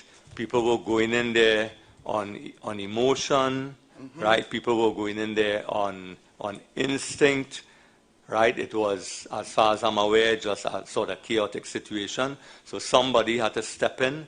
Somebody had to make a hard decision. And yes, sir, I took that decision. Thank you. Now, you would have wanted to know, as you've told us painfully, to get cameras to go in to see what was inside there. Correct? You already knew water. The possibility of oil was real. Correct? You also wanted to see if there were physical objects within the pipe. Oh, is that a question, sir? Yes, it is. Yes, sir. Right. Logic will tell us that if you needed to know what was in the pipe apart from the men and the plug, that all you needed to know what was in the chamber before the catastrophe, the accident. Isn't it? Yes, so we wanted to know where the divers were. Yes. We wanted to know what sort of distance we were going in. We needed to know. I'm asking about the physical items. If you wanted to know what physical items would most likely be within the pipe, you needed to know what was in the chamber before the vortex of the delta P, isn't it? Yes. Right. So did you establish what would have been there so you would have an idea as to what physical items were there apart from the divers and the plug? Yes, sir. We knew all the tanks and so on, Right. and possibly chain blocks, right, spanners and so on. But we also needed to know where the divers Good. were. We needed to know oil distances. We needed several things we needed to know. And this brings me to the point, and you fed into it. When Christopher took these very precious moments on the hospital bed to speak with you for the shortest period, you thought he was just old talking to tell you that he felt 2 welding seams? You thought that was loose talk? Or this is a trained diver who knows, because he was more interested in getting his colleagues out. You appreciate that? Yes, sir. So you discounted, did you, the fact that he counted, and it may have been a very deliberate action on his part, to measure out 1, 2. So therefore, you would have a clearer idea, if not an identical, accurate one, a clearer idea as to where in the pipe the men may be. You thought when he told you this, that was in loose conversation? You laugh. No, sir, I'm not laughing, sir. I saw you. Right? Mr. Chairman, I mean, Yeah, well, yes, Mr. Peterson. Thank you very much, Peterson. Yeah, you didn't think that he was trying to get to you very important information? Yes, sir. And Thank you. As I said, when we got the camera down to that distance, we did not see anything. Well, blame your camera. But the blind person, Christopher, is telling you listen, and you know, we're hearing this thing about go get him and go get him. Is that what you heard? That is all that he said? Go get the men, go get the men? No, sir. No, there's more. He says to Michael, go get your father right behind me. What we're hearing now, what do you believe that would have meant? He was a quarter mile away? Yes, and Mr. Kirban did go down into the pipe. Right. And he did not see, there was no sign of his father. How far in? As far as we know, he went in about 10 to 15 feet. Right. We also sent the camera in some 80 feet, and we were not able to find What time him. do you send the camera in? When we got the camera, he What was not time? there. I think we discussed the times already. I'm not interested in discuss. You tell me now. Manos here. What time? I mean, in a court of law, we usually say ask and answer, but I wouldn't say that here. But I think ask and answer about 10 times. And I can't count well, but I know I had course 10, sir. All I'm asking is as what time the camera went. Again, Mr. Ramadar, I don't mind you asking the question, even though we've had this evidence already. Yes. I don't mind you asking the question, and I'll permit it to a degree, but you've got to let him answer it. Of course. You know, you've got to let him answer it. It's true. And there's not a lot of point unless you just want to make a speech. And I've had my You say. told me that I could make one later, so Yes, I reserve that exactly. position. Not now, I may right? decide not to. No. But all I wanted to get from him, so that we refocus, is what time did the camera go in so you could know it went to 8? Well, there are a number of cameras that were attempted, so let's thank be you much. clear. I think the earliest one was sometime after midnight. There you go. So your camera did not see anybody after 12? Yeah. When around 5:30 is when you were told the man was right there. And Mr. Kirban went in the pipe, and he was not right there. Exactly the point, and you find this funny. The reason, of course, is he's there, his oxygen probably going, so he tried to go back to get more air in an air pocket. Is that not logical? Sir, that's speculation. Of course it is. But you didn't even bother to speculate about the proof of life and the possibility of rescue. You wanted certainty. And you talk about us in this room, you write your reports. It required immediate response to the facts that you knew them and then Is there a question, educated. is there a question in all of this, Mr. Chairman? Yes, there is. There is. And yeah. And you see, if I don't do it, they'll say I'm unfair. In all of it, do you know what an educated guess is? You talk about speculation. What is an educated guess?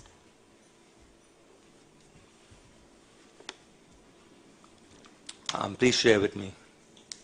Okay, an educated guess is when you know all that you do and you use your experience and your intelligence and trying to figure out what is the more probable situation and you act upon it.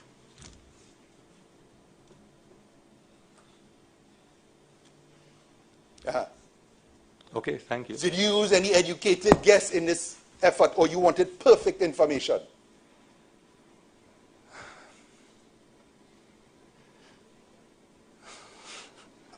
Chairman can't help you. You got to give you evidence. I'm assuming you're going to say you didn't want perfect information, but you've got to say something to it. Okay. Yes, sir. Thank you, Mr. Chairman. No, sir, I did not want perfect information, but as I said before, this was no easy decision. I'm still having to send a man in the pipe with no, Well, I think what we can say, Mr. Piper, is this, isn't it? If you believed Mr. Boudram when he said he felt 2 welds, and each weld represents 40 feet, then the one thing you could say about that was that he was at least 120 feet into the pipe. that was my At thing. least. Yes, sir. Right? That was my thought. Assuming he was correct in his feeling of these welds. So his assertion that it was that distance as a bare minimum that he was inside this pipe, and the others with him. Right? You knew, in addition to that, that there were air pockets, because he told you that, Yes, sir. correct? And 2, at least. Yes, you mentioned. You knew from the other information you had that he was at least asserting that Faizi was right behind him, whether that's within the few feet that we're talking about or not. Fact is, he was saying he was behind him. The camera, as I understand it, only went in about 80 feet. Yes, sir. Is that right? Yes. Right. So the furthest that you were able to observe was about 80 feet. Correct. Which is obviously a good deal shorter than the 120.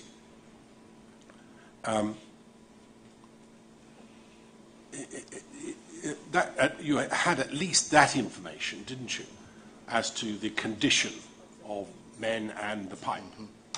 As a bare minimum, you had Yes. that, didn't you? Right. So I suppose what you're being asked is, did that feature in your assessment? Yeah, right. So, him touching, again, he is coming through this pipeline, right? Several welded seams. If you're coming through the pipeline, you will miss seams, right? Listen, sir.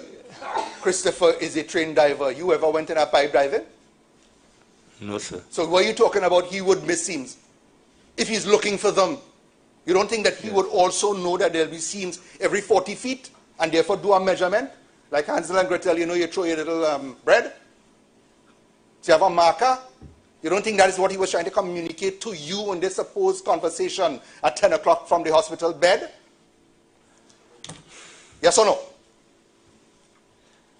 So, when he spoke to us, right, how I interpreted, listen, when I was coming through, right, I know I touched 2 seams, right? Yeah. So when we put together, he said, listen, 2 seams, that'll be at least 120 feet, Beautiful. right? But, right, I know this is when he was coming closer. My interpretation was when I was coming close out, I touched the 2 seams. That was my interpretation. So you took a godlike position that your interpretation would be correct and his would be wrong.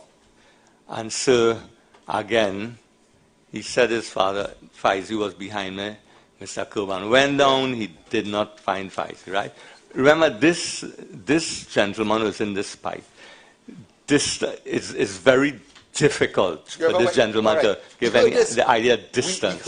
We heard this. Yes. But this is a live witness who's telling you because you wanted to talk to him from earlier, got a few moments, and this is the thing he told you. You discounted that because he could be wrong. Right? Let's move on. Did anybody take an audio recording of what he is supposed to have said in that telephone conversation? An audio recording? No, sir. We had several people listening. I didn't take an audio. We'll do it at a moment. You have told this court that as information came in, it was put by ICT into a chart. Is that correct? They were documenting it, sir. They were documenting it. Yes, sir. You had a whiteboard up? Yes, we had Document? a whiteboard. You'd be surprised that we have photographs of it? No, sir. No. Do you still stand by your word?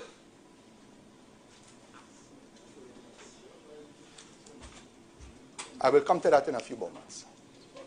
Remember, you're under oath, eh? Yeah.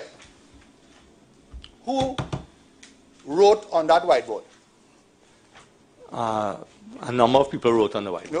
No, number. Give me the names. This is important stuff. So as people were coming through the incident command system, a number of people wrote on the whiteboard. So. Give me the names of those who may have written on that board. It's not an open thing that anybody can just walk in and say, let me put a note here. No, I may have written on the board, Mr. Randolph Archibald may have written, Mr. Fleming Holer may have written on the board. Right, tell all of us here that was the first location that any information is put, isn't it? And then later transcribed, isn't that correct? No, some of the information, but during as I said, we had a scribe at the laptop entering information. You're getting a little fuzzy there. You're talking about some. Are you saying that not all the information was put on that whiteboard? Not all the information was put on that whiteboard. Was all the information put by the scribe? With the scribe putting it on the computer? Maybe not all. As the information came to the scribe was put in the information. And who determined what information the scribe should put? I would have spoken with the scribe. You had control. Yes, sir. I would have spoken to the scribe. Other people would have spoken to the scribe as information came. You're It the was boss not man, only me. boss man there, right? You're the commander. What a lovely, powerful name. Authority, okay, and responsibility. Did you observe on that board that from very early in the evening, that PARIA, there are other issues, but I deal with this one now, that PARIA had formed the view that the likelihood of rescue, well, they being alive was very slim. Which board are we speaking of, The sir? whiteboard that everybody writing on, including you. Right. So, yeah, there was a whiteboard. There was a whiteboard in the conference room of the shipping office, which was downstairs. That was the initial incident command post, right? Thank you. As when I got into the incident command center, when I arrived initially, You took the board upstairs with you. I'm asking because we don't have all evening, I have a timeline to work with. Count down. no, sir, I did not take the board upstairs with me. So, May I continue with the answer? I want specifics. Were there a second set of boards upstairs? Yes, we had a whiteboard upstairs. And where was the scribe, upstairs or downstairs?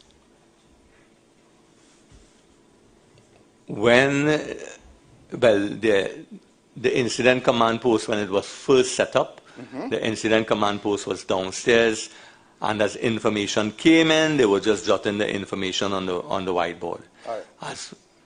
As we went upstairs, Yes. there was a scribe upstairs, and they were jotting it down on their computer, Jotting it down. Good. writing it. All right, we'll deal with that probably in another even location. But let's deal with very important matters here today.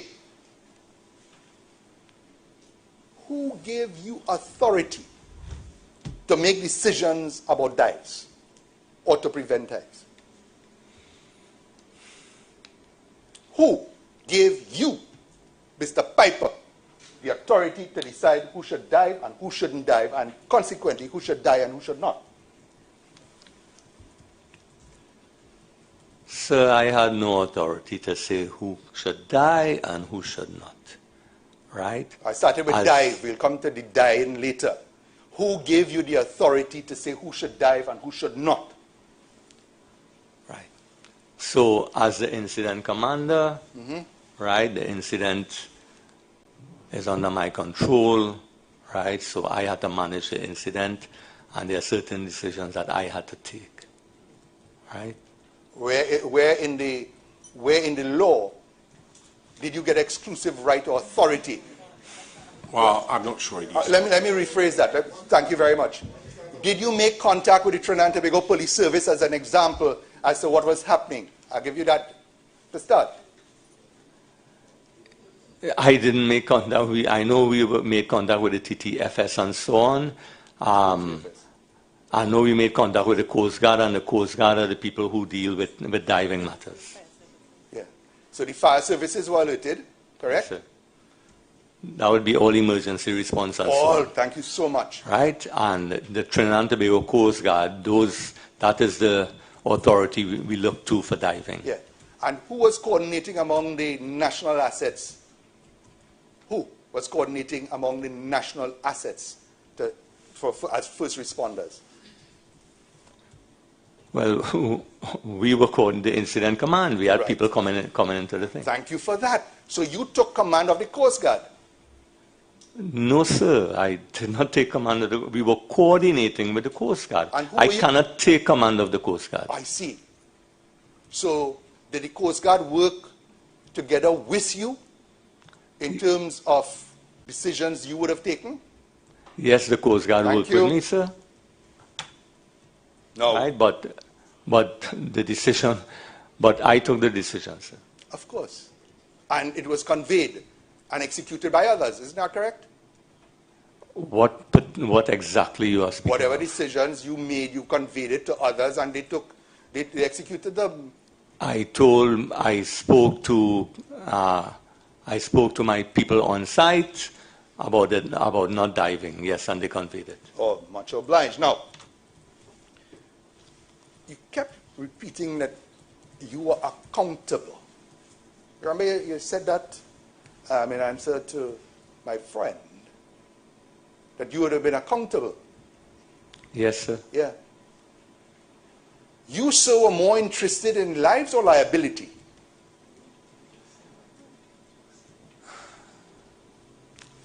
Sir,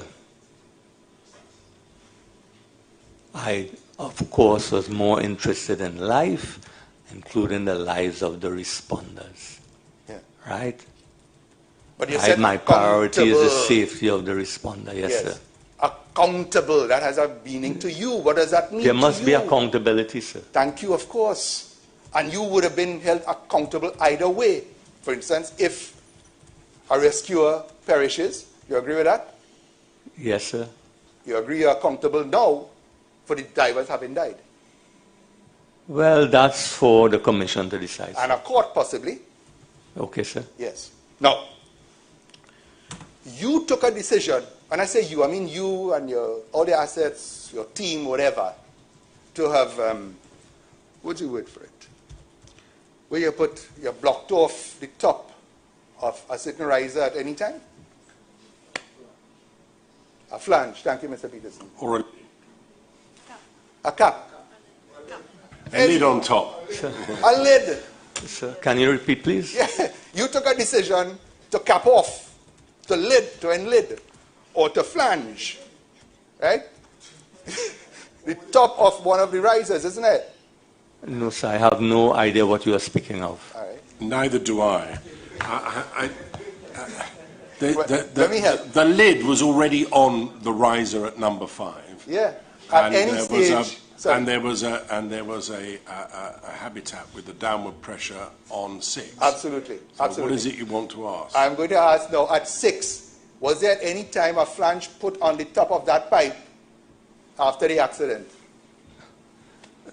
No, sir. There's no. This is the first I'm hearing about No, this, I'm except on asking. social media. Hold No, on. sir. No. No, good. At no point in time. Right. But there was an extension of the riser. Yes, sir. To what height? We extended it to above water. Yeah. To what height from the sea bottom? The, from the top of the riser to the seabed. Just a minute. How high was it above sea level? It was about 5, 6, 7 feet above sea level. Yes, sir. Sea level. I'm asking now from seabed. From the bottom of the ocean? Yes. Well, it would have been about maybe 50, maybe between 50 to 60 feet above. 50 to 60 feet. You know that young Christopher, it was from that pipe he was saved, that area, correct? Yes, sir. 50 to 60 feet is a formidable height. Yes, sir. Good. Sir?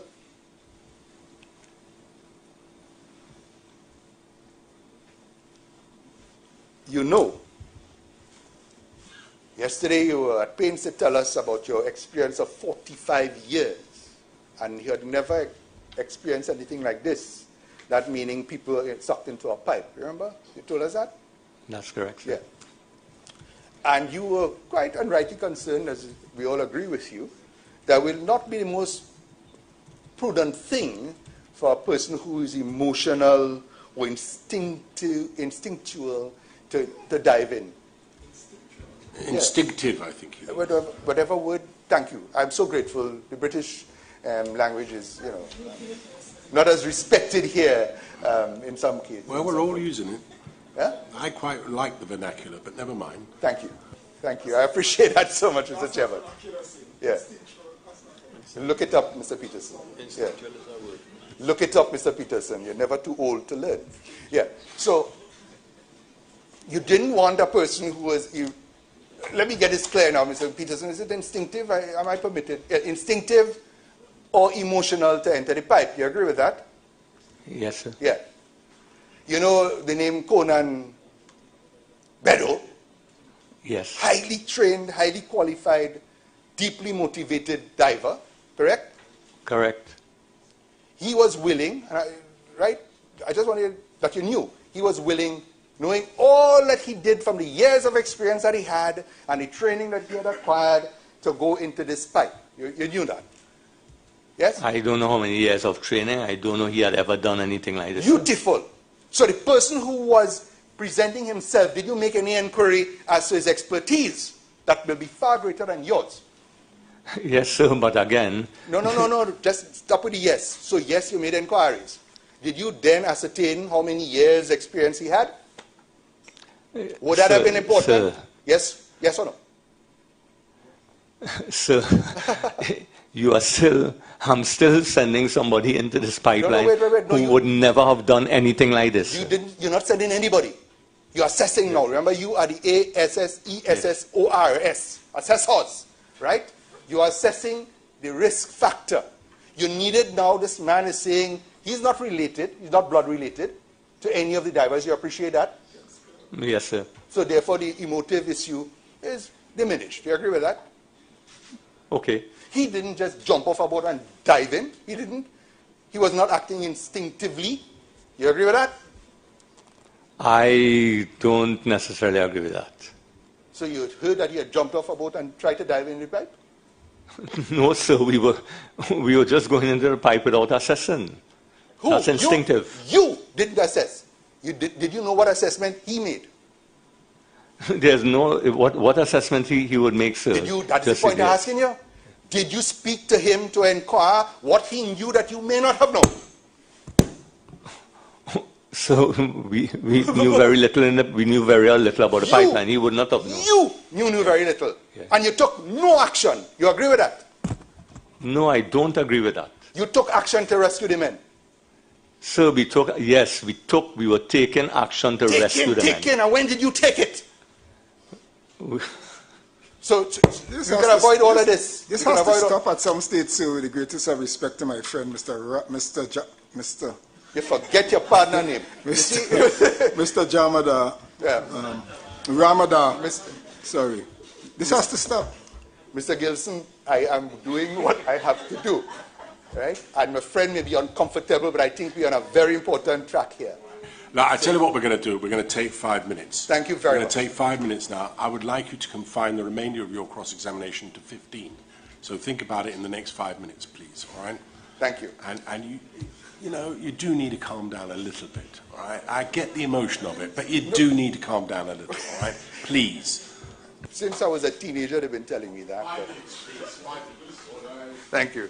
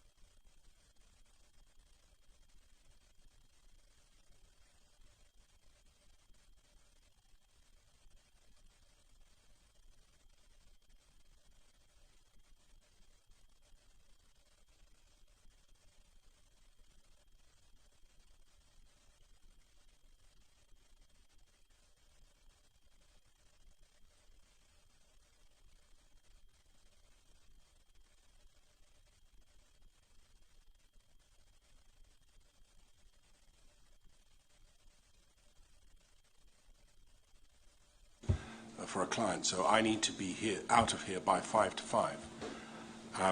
I do not want this witness to be held over. So if we are not concluded by 5 to 5, you'll all have to wait until I've finished in the Court of Appeal and come back, all right? So let's try and concentrate on that. Thank you. Please do sit down, Mr. Piper.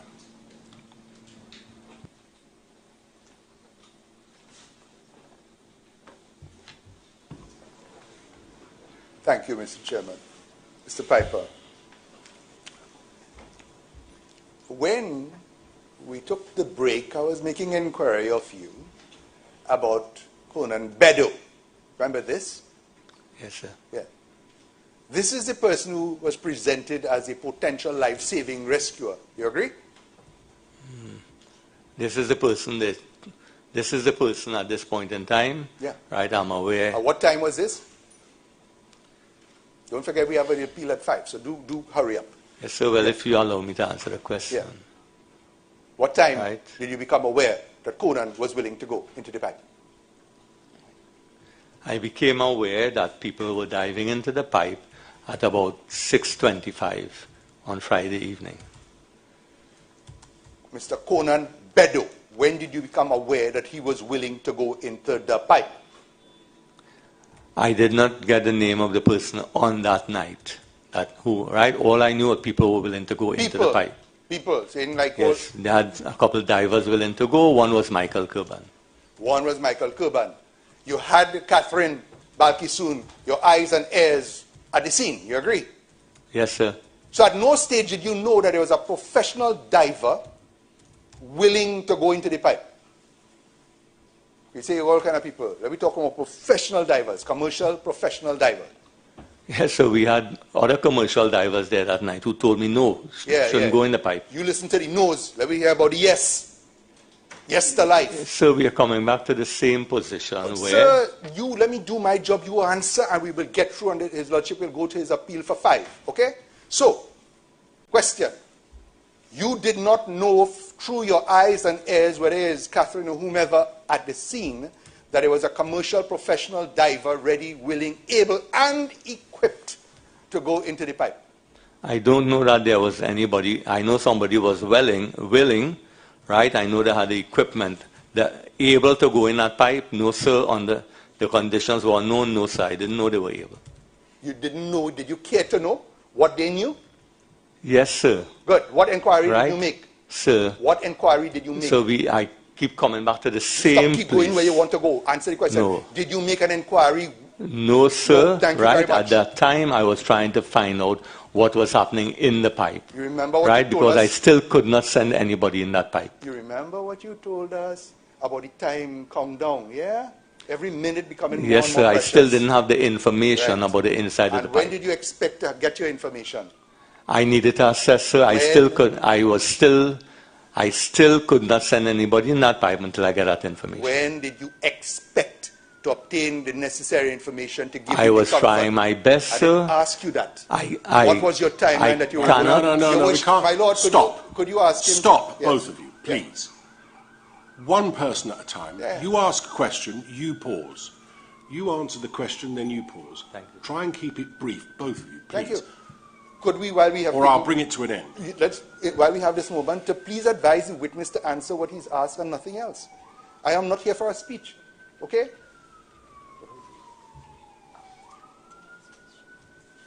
What was it? Yeah. When did you expect to get the necessary information to give you the comfort to press the button, go, to get those men? As soon as I could get my cameras down, sir. Cameras. Right, I could get the And we've information. been through that before. You knew that they were hours away, the cameras, correct? Yes, sir. And you knew that at the time when you had a live, willing, able diver.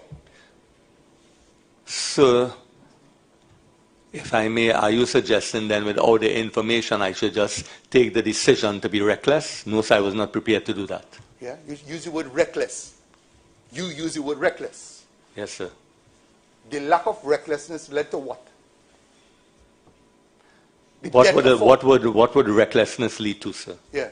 The death of 4? So should I be reckless? No, but you are using the word reckless. I'll come into that in a minute.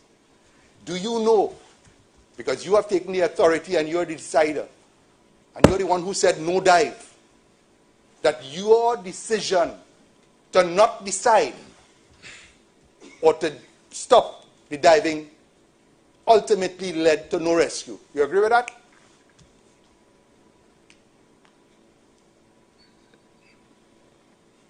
So can you repeat that? Certainly. Your decision to stop the dive ultimately led to no rescue. You agree with that? No, sir. So you did cause a rescue? No, sir. In consultation, that was not what stopped. That was not why we ended up with no rescue. No. We spoke with the rescuers, and nobody was willing to go into the pipeline. The professionals, right? Those professional divers, they were not willing to go into the pipeline. Yeah. My dive supervisor advised me the same, and all those things combined And what led time? to no Sorry, rescue. I beg your pardon. I don't want to interrupt your. That was longer later statement. on, sir. What time? That What was time? later on, around midnight. Around midnight. Yes. What was your timeline for death? Sir, What was your timeline for death? we were saying about maybe 5 hours or so. From right? what time? Yes. 5 hours from We were what? saying from about the time Mr. Bodram came out. Right? Right. So you're talking 10. Yes, sir, but Right. I So still you- could not send anybody in that Yeah, pipeline. right, because We're going over the same territory. Yes, sir. Yeah, I know. We've covered all of this. Can I, apropos your question, it might be helpful if you have your timeline in front of you. If you go to 1573, please. 1573, volume 2 of our corrected version of the materials supplied over the weekend. Do you see at 1855, divers and diving equipment arrived on site? Yes, sir. Right. Did you know who that was? Yes, sir, it was, at this time here, that would have been the SGS Subglobal. Who? This year was Subglobal, to the best of my information. Global? Yeah. Subsea Global. Subsea Global. Yeah. CTRAD, yes. Thank you. Prior to that, had you heard the name Beddoe? I don't know that I heard the name Beddoe. What's the company again for Beddoe? Yes. He's a freelancer. Yeah. And his brother, it's Conan Beddoe and Conrad. Conrad. Yes. Had you heard about those two? No, sir. No one told you about those two? I don't think anybody called that name, sir. Ms. Balkisoon? She I didn't say anything about them? I'm not saying she didn't, but I'm not recalling that if she did. It's not recorded in this log. You know about them now. Yes, sir. You know them to be experienced divers, don't you? I know Very that. experienced divers. I know them to be experienced divers. Yes. Yeah. Right. In fact, Mr. Beddoe was the diver on Sunday who came with Mr. Ali, right? And when we asked him about his experience did not include any dive like this. He said he had actually just. I'm not sure that anybody's Yes. experience would include a dive like this. What he said. That is inevitable Yeah. in some Right. sorts of accident type or emergency situations. Right. That's inevitable, isn't it? You Correct. can't have someone who's done it before. Someone has to do it for the first time. Yeah. What he did say he had experience in was going like in just pump cases, which is like I think about 12 foot. I think pump cases. That is what he had, Some but not confined way space. inside. Yeah, Some just confined space right, experience, but yeah. nothing remotely similar to this. And I think what Mr. Ramadan is asking, if I may say so, not unreasonably, is did you know that he was on site from quite early that evening? Yes, I know they were on site from about when Mr. Bodram came up. We had people on site, yes. Shortly after that? Yes, Or- shortly after that, right. yes. There or thereabouts. And did you know that they had equipment with them? I know they had the equipment when Subsea Global arrived. They had that. All right, yes. Thank you so much, Commissioner. And you made no inquiry as to the capacity of those who are presented within the timeline of life. So again, we are coming back to, I had to assess the pipeline before. And so no, sir. Right? You did, no, hold on. Not on your pipeline assessment, about the quality of the personnel who had arrived. No, sir. No. I think we've arrived at a position, again, Mr. Ramadar, I don't want to stop you unnecessarily, but have we not arrived at the position that this witness has made clear that irrespective of whatever else there might have been, he was not going to authorize a search of that pipe until he had a camera? Which, rightly or wrongly, that was his position. Thank you. So going over it again is not really going to improve it, is it? I mean, he's made that clear. Doesn't matter how experienced the diver was, doesn't matter what equipment he had, he was not prepared to take the decision for someone to go into that pipe without cameras footage. Thank you so much. And I'm about to complete.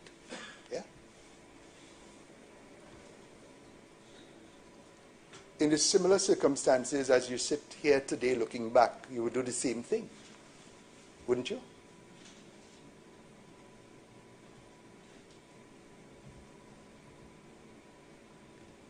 When you say do the same thing, can you elaborate? Of course. Do nothing to save their lives. Because you assess and assess. Well, let me help you a little bit. Did you ever assess that it was safe enough to go in? No, sir. Once we spoke with the dive experts, and they indicated no, it was not safe to go in. To go in for a rescue or a retrieval? To go in for a rescue. They simply said they were not sending their divers in for rescue. I asked Mr. Seals to go to them and talk about going in for a rescue, and I was told when Mr. Seals came back, he said no. Right. And forgive me if I have just... That is in the early hours of the morning, isn't it? Yes, sir. Long after your timeline for life had extinguished, isn't it? Yes, sir, but we were still talking... And you would expect that these men would know for the length of time, since 3 o'clock to, let's even give you 12 o'clock in the night, the likelihood of rescue was minimal at best, if not zero. It was not eliminated, sir. No, we were still trying to rescue. Of course. And to be fair, you hadn't eliminated it. I had not eliminated it, sir. No, but you don't know what the individual diving teams had decided in their own minds. No, sir. With all their experience. Correct. They may well have eliminated it. Correct. And that may well have played into the reason why they were not prepared to dive. That is possible, sir. But even earlier when I spoke to Mr. Seals, when he first came on, I showed him what was going on. With his experience, he said, Colin, this is too risky. You simply don't have the information. I factored all of that into, and plus, you've told us that, and I had that very well in mind. Remember, I asked you whether you're more interested in lives or liability. Remember, you told us. I asked you that, yes? Yes, sir, you did. Right. Do you know what a disclaimer is? Well, if you go ahead, if you care to explain. No, I want to know if you know what a disclaimer is. Yes, sir. What is it? Well, you say something to disclaim any liability. Yes, sir. Did you raise that issue with anyone? That, look, people are willing, there are men who are certainly going to die if I don't take action. That you want to go, I'm telling you there are tremendous risks. I do not advise this, but you can choose to and sign off a disclaimer. Sure. I'm sorry I intervene, but this is law, and I don't know if you could have a disclaimer in those circumstances legally. That is a matter which my friend can make submissions on if you could find law to support that at the end of the day. That's true. On the other hand, I don't see any harm in being asked if he considered a disclaimer or if he was asked to sign a disclaimer. Whether or not it had any efficacy in law is a separate matter. No, sir. I wouldn't ask. I don't think that really is a fair position to put anybody in. I don't think so. For a disclaimer, no. Hold on. You're not putting anybody in a position, you know. People are volunteering to go. You are saying, no, I need to assess. Right? You had access to Kenson. You had access to a number of Well, you had the resources of the state available to you to get advice, isn't it? Sir, I wouldn't ask anybody to sign any disclaimer in I a didn't ask you situation like whether that. you would. I asked you if you had access to advice. Yes, I could have sought advice. I didn't think of asking for any disclaimer. think. I don't think that is a position somebody should take in something like this. So that you accept responsibility one way or the other for anything that happens on PARIA's estate. Is that accurate? So I will have to get my counsel to advise me on that. I don't know. Okay, just a minute. Let me ask you this question. I think it gets to where Mr. Ramadar wants to be. There is a difference between your saying to someone, please enter the pipe and rescue these men, right? There's a difference between that and saying to someone, I cannot authorize this. If you want to go ahead and do it, that's your business. But I cannot, and my advice to you and everything I've heard is this is completely wrong. You shouldn't do it. But I'm not going to physically stop you if you want to do it. There's a distinction between those two, isn't it? Understood. I'm not preaching one or the other. I'm simply saying that there is a distinction between those two. And I think Mr. Ramadar is asking you whether or not, in effect, you ever considered the latter. Well, we actually did consider a disclaimer to OTSL, right? Correct, yes. Indemnity. The guys who tell you, no, we're not going after midnight. Yes, is that accurate? Yeah? Yes, sir, that was later on, yes. When, in reality, I mean, let's be real, the likelihood that the men were alive, or in fact, the likelihood that they were dead was almost certain, isn't it? Yes, sir. Yeah.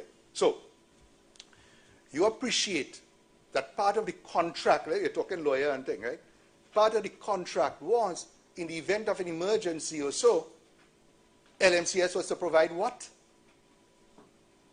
Say again, sir. Are you aware, as you sit there today, in this room, that part of the contract that PARIA entered into with LMCS in relation to any emergency or accident is that they were to provide what? Emergency response, sir. And including for credible scenarios. Yes. And this was not listed. This was not listed by LMCS as a credible scenario. Sitting as you are today, the reality is not credible. The reality was of a Delta P. Is that not credible? It was not presented by LMCS as a credible scenario, right, in the contract. It was not presented and it was not catered for. So therefore it was not catered for, let the men die. Is that it? That is effective? No, sir. No, sir. No. Well, that is why I'm coming to this. That's not what I'm saying. Well, let me help you and tell me if you agree or not. LMCS, for whom I do not appear, came prepared at some stage with able, competent, willing, and equipped divers to do a rescue. You agree with that? They had equipment and they had divers. Right. Right? And it was your decision to not allow them to do the dive. Is that accurate? Sir, it was my decision to stop the diving at that point in time when they were just diving. As far as I'm concerned, it was an instinct, it was emotion. I understand Mr. Kerwin was diving. I said, stop the diving at this time, let us assess. Right, I never said we were not diving. Okay, you around 7 o'clock issued an edict, an order, an instruction that there should be no further dive. You agree with that? Yes, we should not dive into the pipeline. It was around that time that Mr. Conan and other divers, their brotherhood had come there, the coalition of the willing, ready and able, and it is your instruction that prevented any effort to go into that pipeline. Yes, sir, because willing does not change the conditions in the pipeline. Well, I will stand again. Did you ever know what the conditions were ultimately in that pipeline? Did you ever know what the conditions were? No, sir, we did not come to that point. Thank you very much. All right, thank you. Can I just, apropos what Mr. Ramadar was asking you, can you have, please, page 1548 of the supplemental core bundle? It's one of the documents that we received over the weekend from your office. Do you have that in front of you? Yes, sir. You can see from the top, it comes from someone called Narissa Fevek. Yes, sir. Yes, and who is she? She was our communications person. Right. And I think what she's done here is to record a meeting between a number of people, Mr. Mushtaq Mohammed, yourself, Arlene Chow, who I think head of Heritage, is that right? That's correct. Yeah, and then a number of copied in people. And it says subject matter meeting with LMCS 10:51 a.m. and that's on the Sunday morning, the 27th. Correct. Right. And on this day, you can see that it describes a number of attendees. All right, the venue is downstairs conference room, and the time between 10:51 and 11:38. So 3/4 of an hour or so. Correct. All right. Do you see then it has a subheading, Mushtaq and PARIA? Yes, sir. And then after that, a few of the bullet points, say 10 or so bullet points down, there's a line which says this, any approval, can you see that? Any approval? Yes, sir. Any approval provided for the diver to enter, then a liability waiver will need to be signed. Do you see that? Yes, sir. So Mr. Ramadar was asking you whether or not there was ever any issue about signing any waiver. He didn't put it like that, but that's what it, I suppose, amounts to. Was that discussed at that meeting on Sunday? I imagine it would have been discussed. I don't fully recall. I don't recall, but if it's there, it would have been discussed on Sunday. Because at that meeting was both Andrew Farah and Conan Bedder, wasn't yes, it? Yes. And so I'm assuming if it's there, it must have been discussed. Yes, I'm assuming it was discussed. Yeah. I mean, and I drew that distinction between the two potential scenarios where, on the one hand, you were saying, yes, please send a diver into the pipe to rescue these men, or on the other hand, saying, look, I'm against the idea of that. I think it's wrong. I think it's dangerous. We don't have enough information, but I am not going to stand in your way, as it were. There's that distinction that I sought to draw. In the latter situation, is it that scenario in which you were seeking some sort of liability waiver so that you wouldn't be held responsible, you, the firm, wouldn't be held responsible for what you would have regarded as an irresponsible act of trying to save somebody? Right. Is that what you understand by it, or is it something else? Well, so I suppose as things settled, people were sort of thinking this, but at the time, no, I didn't consider that.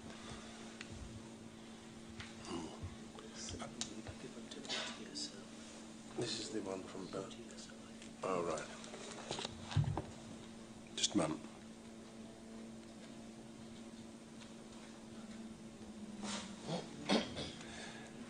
Yes. You know somebody by the name of Ian Bertrand? Ian Bertrand. The name is familiar. He's the Chief Executive Officer of Offshore Technology Solutions. Yeah, I know the name, yes. Yeah. Right. OTSL. OTSL. One of the companies you Yes. consulted with. Yeah. And did he at any stage, as far as you're aware, indicated that he would want from PARIA or from your legal counsel a standard indemnity in the event of any loss? I don't know any discussion that would have gone on. I mean, can I ask, did it ever enter into your consideration that you might permit someone to go into the pipe? I mean, permit in the sense of not stopping them from entering it without your approval, on the basis that they provided some sort of indemnity? No, sir, because my primary concern was the responder safety. So I did not consider that at that point in time. All right. I was just concerned with the person's safety. All right, thank you very much. Yeah. Mr. Ramadal, is there anything that arises from that question that you'd want to ask? No, thank you. All right. In that case, then I'm going to ask Ms. Persod Maharaj if she has any questions. Thank you, Mr. Chairman. Good afternoon, Ms. Piper. My name is Kamini Prasad Maharaj, and I'm representing LMCS Limited. Good afternoon.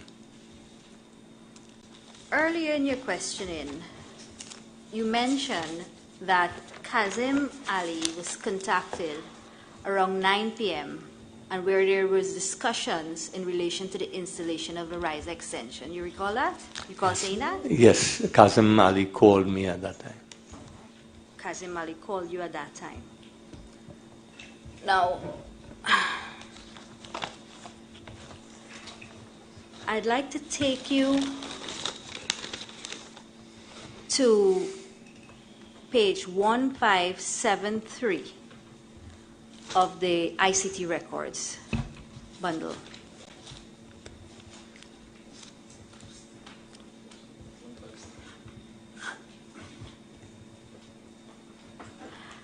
The fourth time slot from the bottom, 21:06 hours. Mm-hmm. You have there, well, the ICT records show that in discussion with Kazim Ali, Senior LMCS, Catherine Balkisoon on site, and the PFTC team, C. Piper, Mushtaq Mohammed, Michael Way, Randy Archibald. A decision was taken to install riser spool at berth number 6 to bring the end above water at atmosphere, and thereafter to remove the flange at the riser at berth 6. Berth 5. Berth 5, sorry. Information from Kazim Ali, LMCS. According to LMCS personnel on site, they were hearing knocking on the line below in response to knocking on the line above water. Yes, see Right. that. Mm-hmm.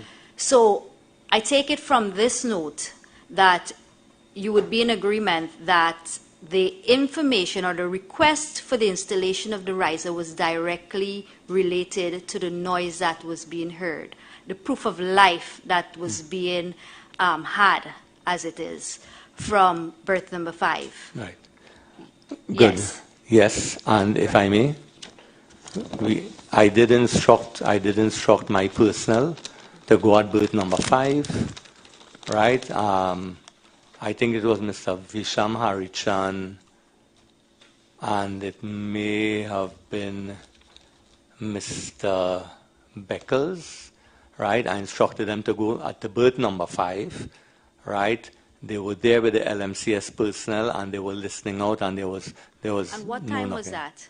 That was immediately after this conversation. All right. Can I take you to, and this conversation is around 9 p.m. in the night. Yes, ma'am. Right, and they reported back to me. There was no knocking. They were there for about an hour. I told them to just stand by, right, and continue. But there was no sign of any knocking. Thank you. Can I take you to paragraph 74 of your witness statement at page 1360? 74. 1360. 1360.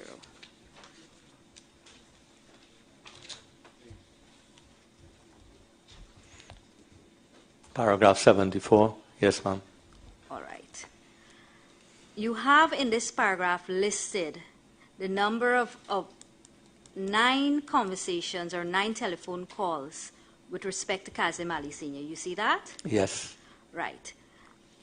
21:06 or thereabout. You would notice that there is no log for that timing. Correct. All right. These are, if I may, these are the times from my call log. These had calls that I made, so those were recorded, right? That was from B-Mobile. The calls received would not have been there, so that is why that call is not there. Paragraph 75 says Kazim Ali Sr. also called me on more than one occasion. Accepted. So I would ask you to turn to, please show the witness statement of Kazim Ali at paragraph 98. This is the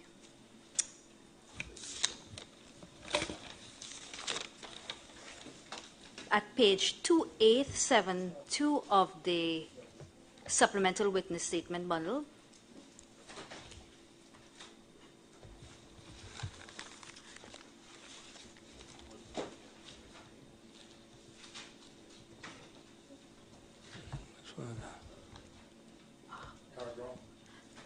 Paragraph 98. I'm not sure which one it is. Okay. Okay.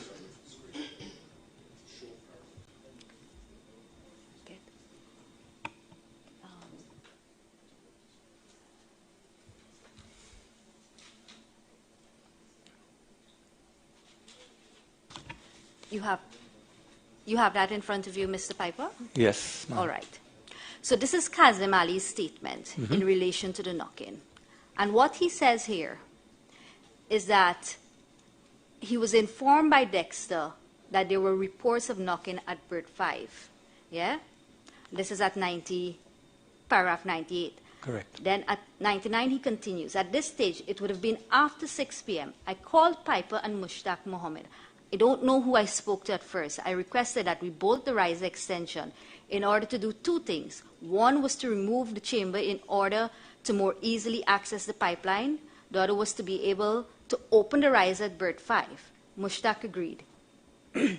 He said he would go ahead and make up the riser. Dexter, however, informed me that Catherine Balkisoon, who was at Bert 6, said that nobody told her about this, and I assume they never related this message to her.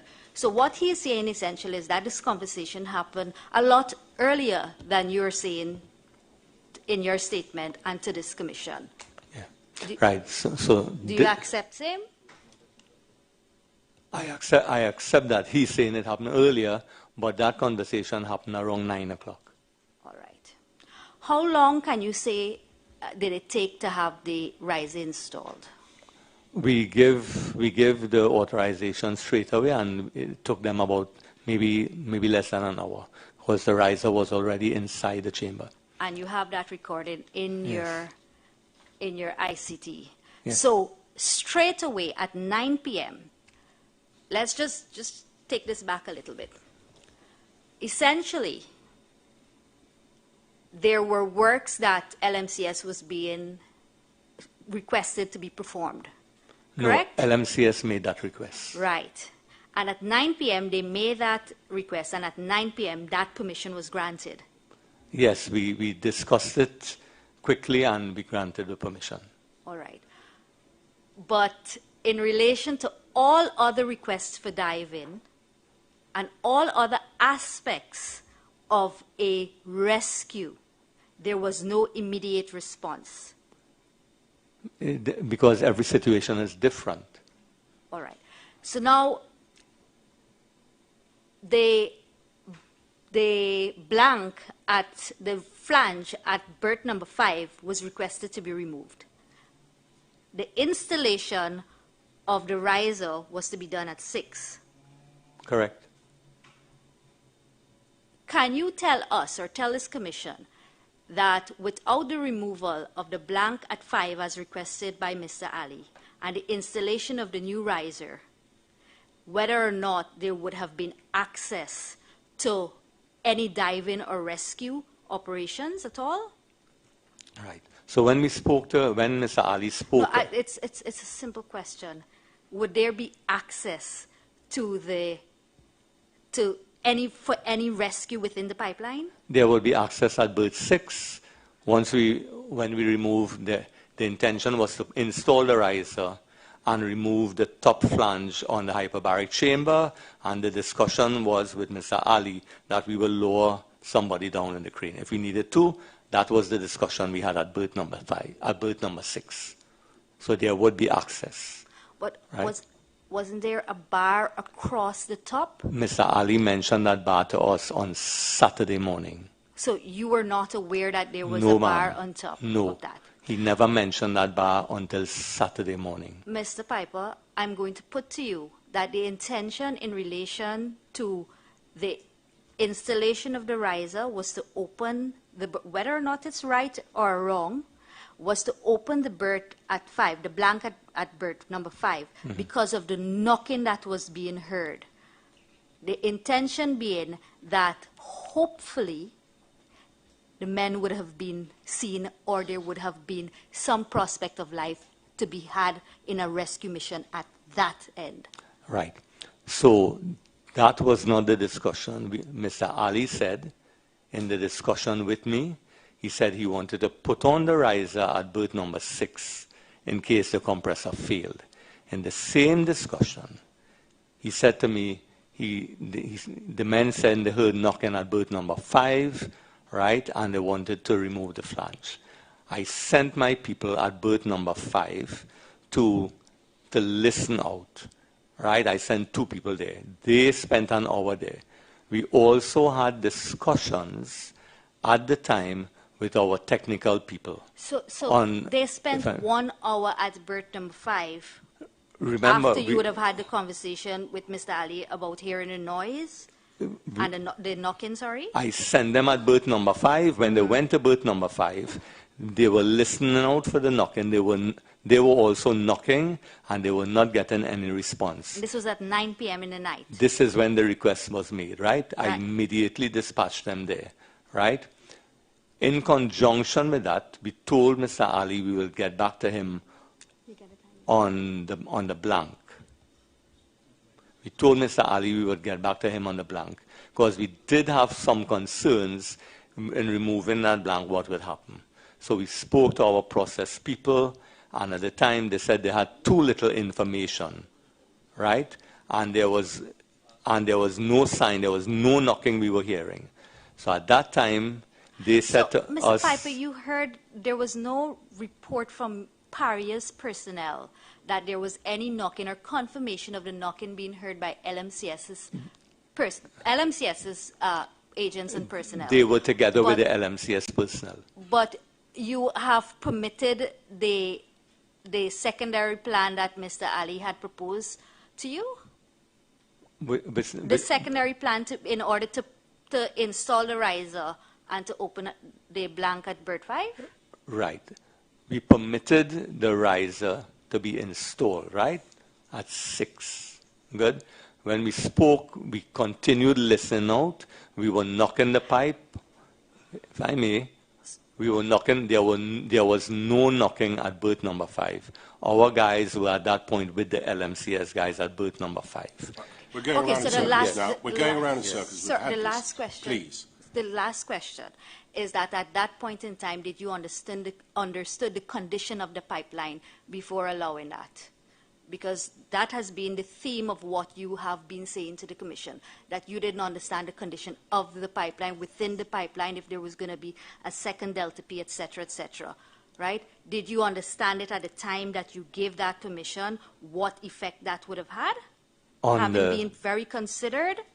Yes, we had, at that point in time, we had to make some decision, and we thought, listen, this would be minor. Okay? Oh, minor, okay. We had to make a decision. Is that right, Mr. Piper, that removing the downward force on the riser at 6 would have only a minor effect? Right. So we knew that the pipe was full, and at that point in time, so we had to take some decisions. Just a minute. You knew the pipe was full. Well, the pipe was up to the riser in the chamber, which was not the full riser. You knew it wasn't full. It was about 4 feet or 5 feet below. No, that's where the water level was, but you knew it wasn't full. It was not full. You've been told that there were air pockets. Yes, sir. So it wasn't full, was it? Right. Well, I suppose it's full if you include air with the fuel that was in there. Yes, sir. But I mean, as it stood at that time, before you agreed to putting this riser in, yes, sir, you understood, didn't you, that there was a plug somewhere potentially stuck in this pipe? Yes. That it may have been pressure on the other side of that plug up to Correct. riser number 5. And that's indeed why you didn't want to open the Correct. lid at number 5. Correct. But equally, there was a pressure the other side between riser number 6 and where the plug was. Correct. Which included where the men were. Yes, sir. And there was a downward force of the compressor Correct. on that liquid, wasn't Yes. And if you stop that downward force, did you think that that would make a difference to what was in the pipe? Yes. We thought it would make a difference. We also thought opening at berth number 5 would make a difference. Yeah. We had to come to some decision, so we thought, let us put on the riser at berth number 6, continue at berth number 6. Once we weren't successful, we also had to come to a point at berth number 5, and we had to take that decision to move forward. So there were some decisions to make. Did anyone consider whether stopping the compressor at berth 6 was likely to generate a difference in the pressure in the remaining part of the pipe between the plug and the top of the riser? Yes, sir. And that might mean that whatever air pockets were in there were going to be compromised? Yes, so we had to consider that. Yes, we did consider that, and we had to move forward, right? So it was a consideration, right, at that point in time. I mean, one alternative was, if your concern was, as expressed by Mr. Ali, that they were concerned that the compressor might fail because it had been going for so long. One alternative was to get another compressor, wasn't it? Yes, sir. You didn't do that? No, he actually had a compressor on the barge, right? But he made the request, right, to us, right? We discussed the request, and we decided, okay, because he didn't want it, if it failed on him, he would lose the chamber, right? Yes. But there was also a backup compressor. Yes, ma'am, he had it, right? All right. All right. Thank you. Mr. Piper, I'd like to ask you to switch your mind a little bit to address this issue of the contract between PARIA and LMCS. Your position is that LMCS had a specialist contract, that's what you're saying? Yes, they were the specialist contractor. Right. And in having this specialist contract, they were to design and advise PARIA in relation to methodology and how the work is to progress and be executed, as well as progress and execute the work. That's correct? Correct. All right. Would you accept that there is a difference between service contract and advisory contract? Because essentially,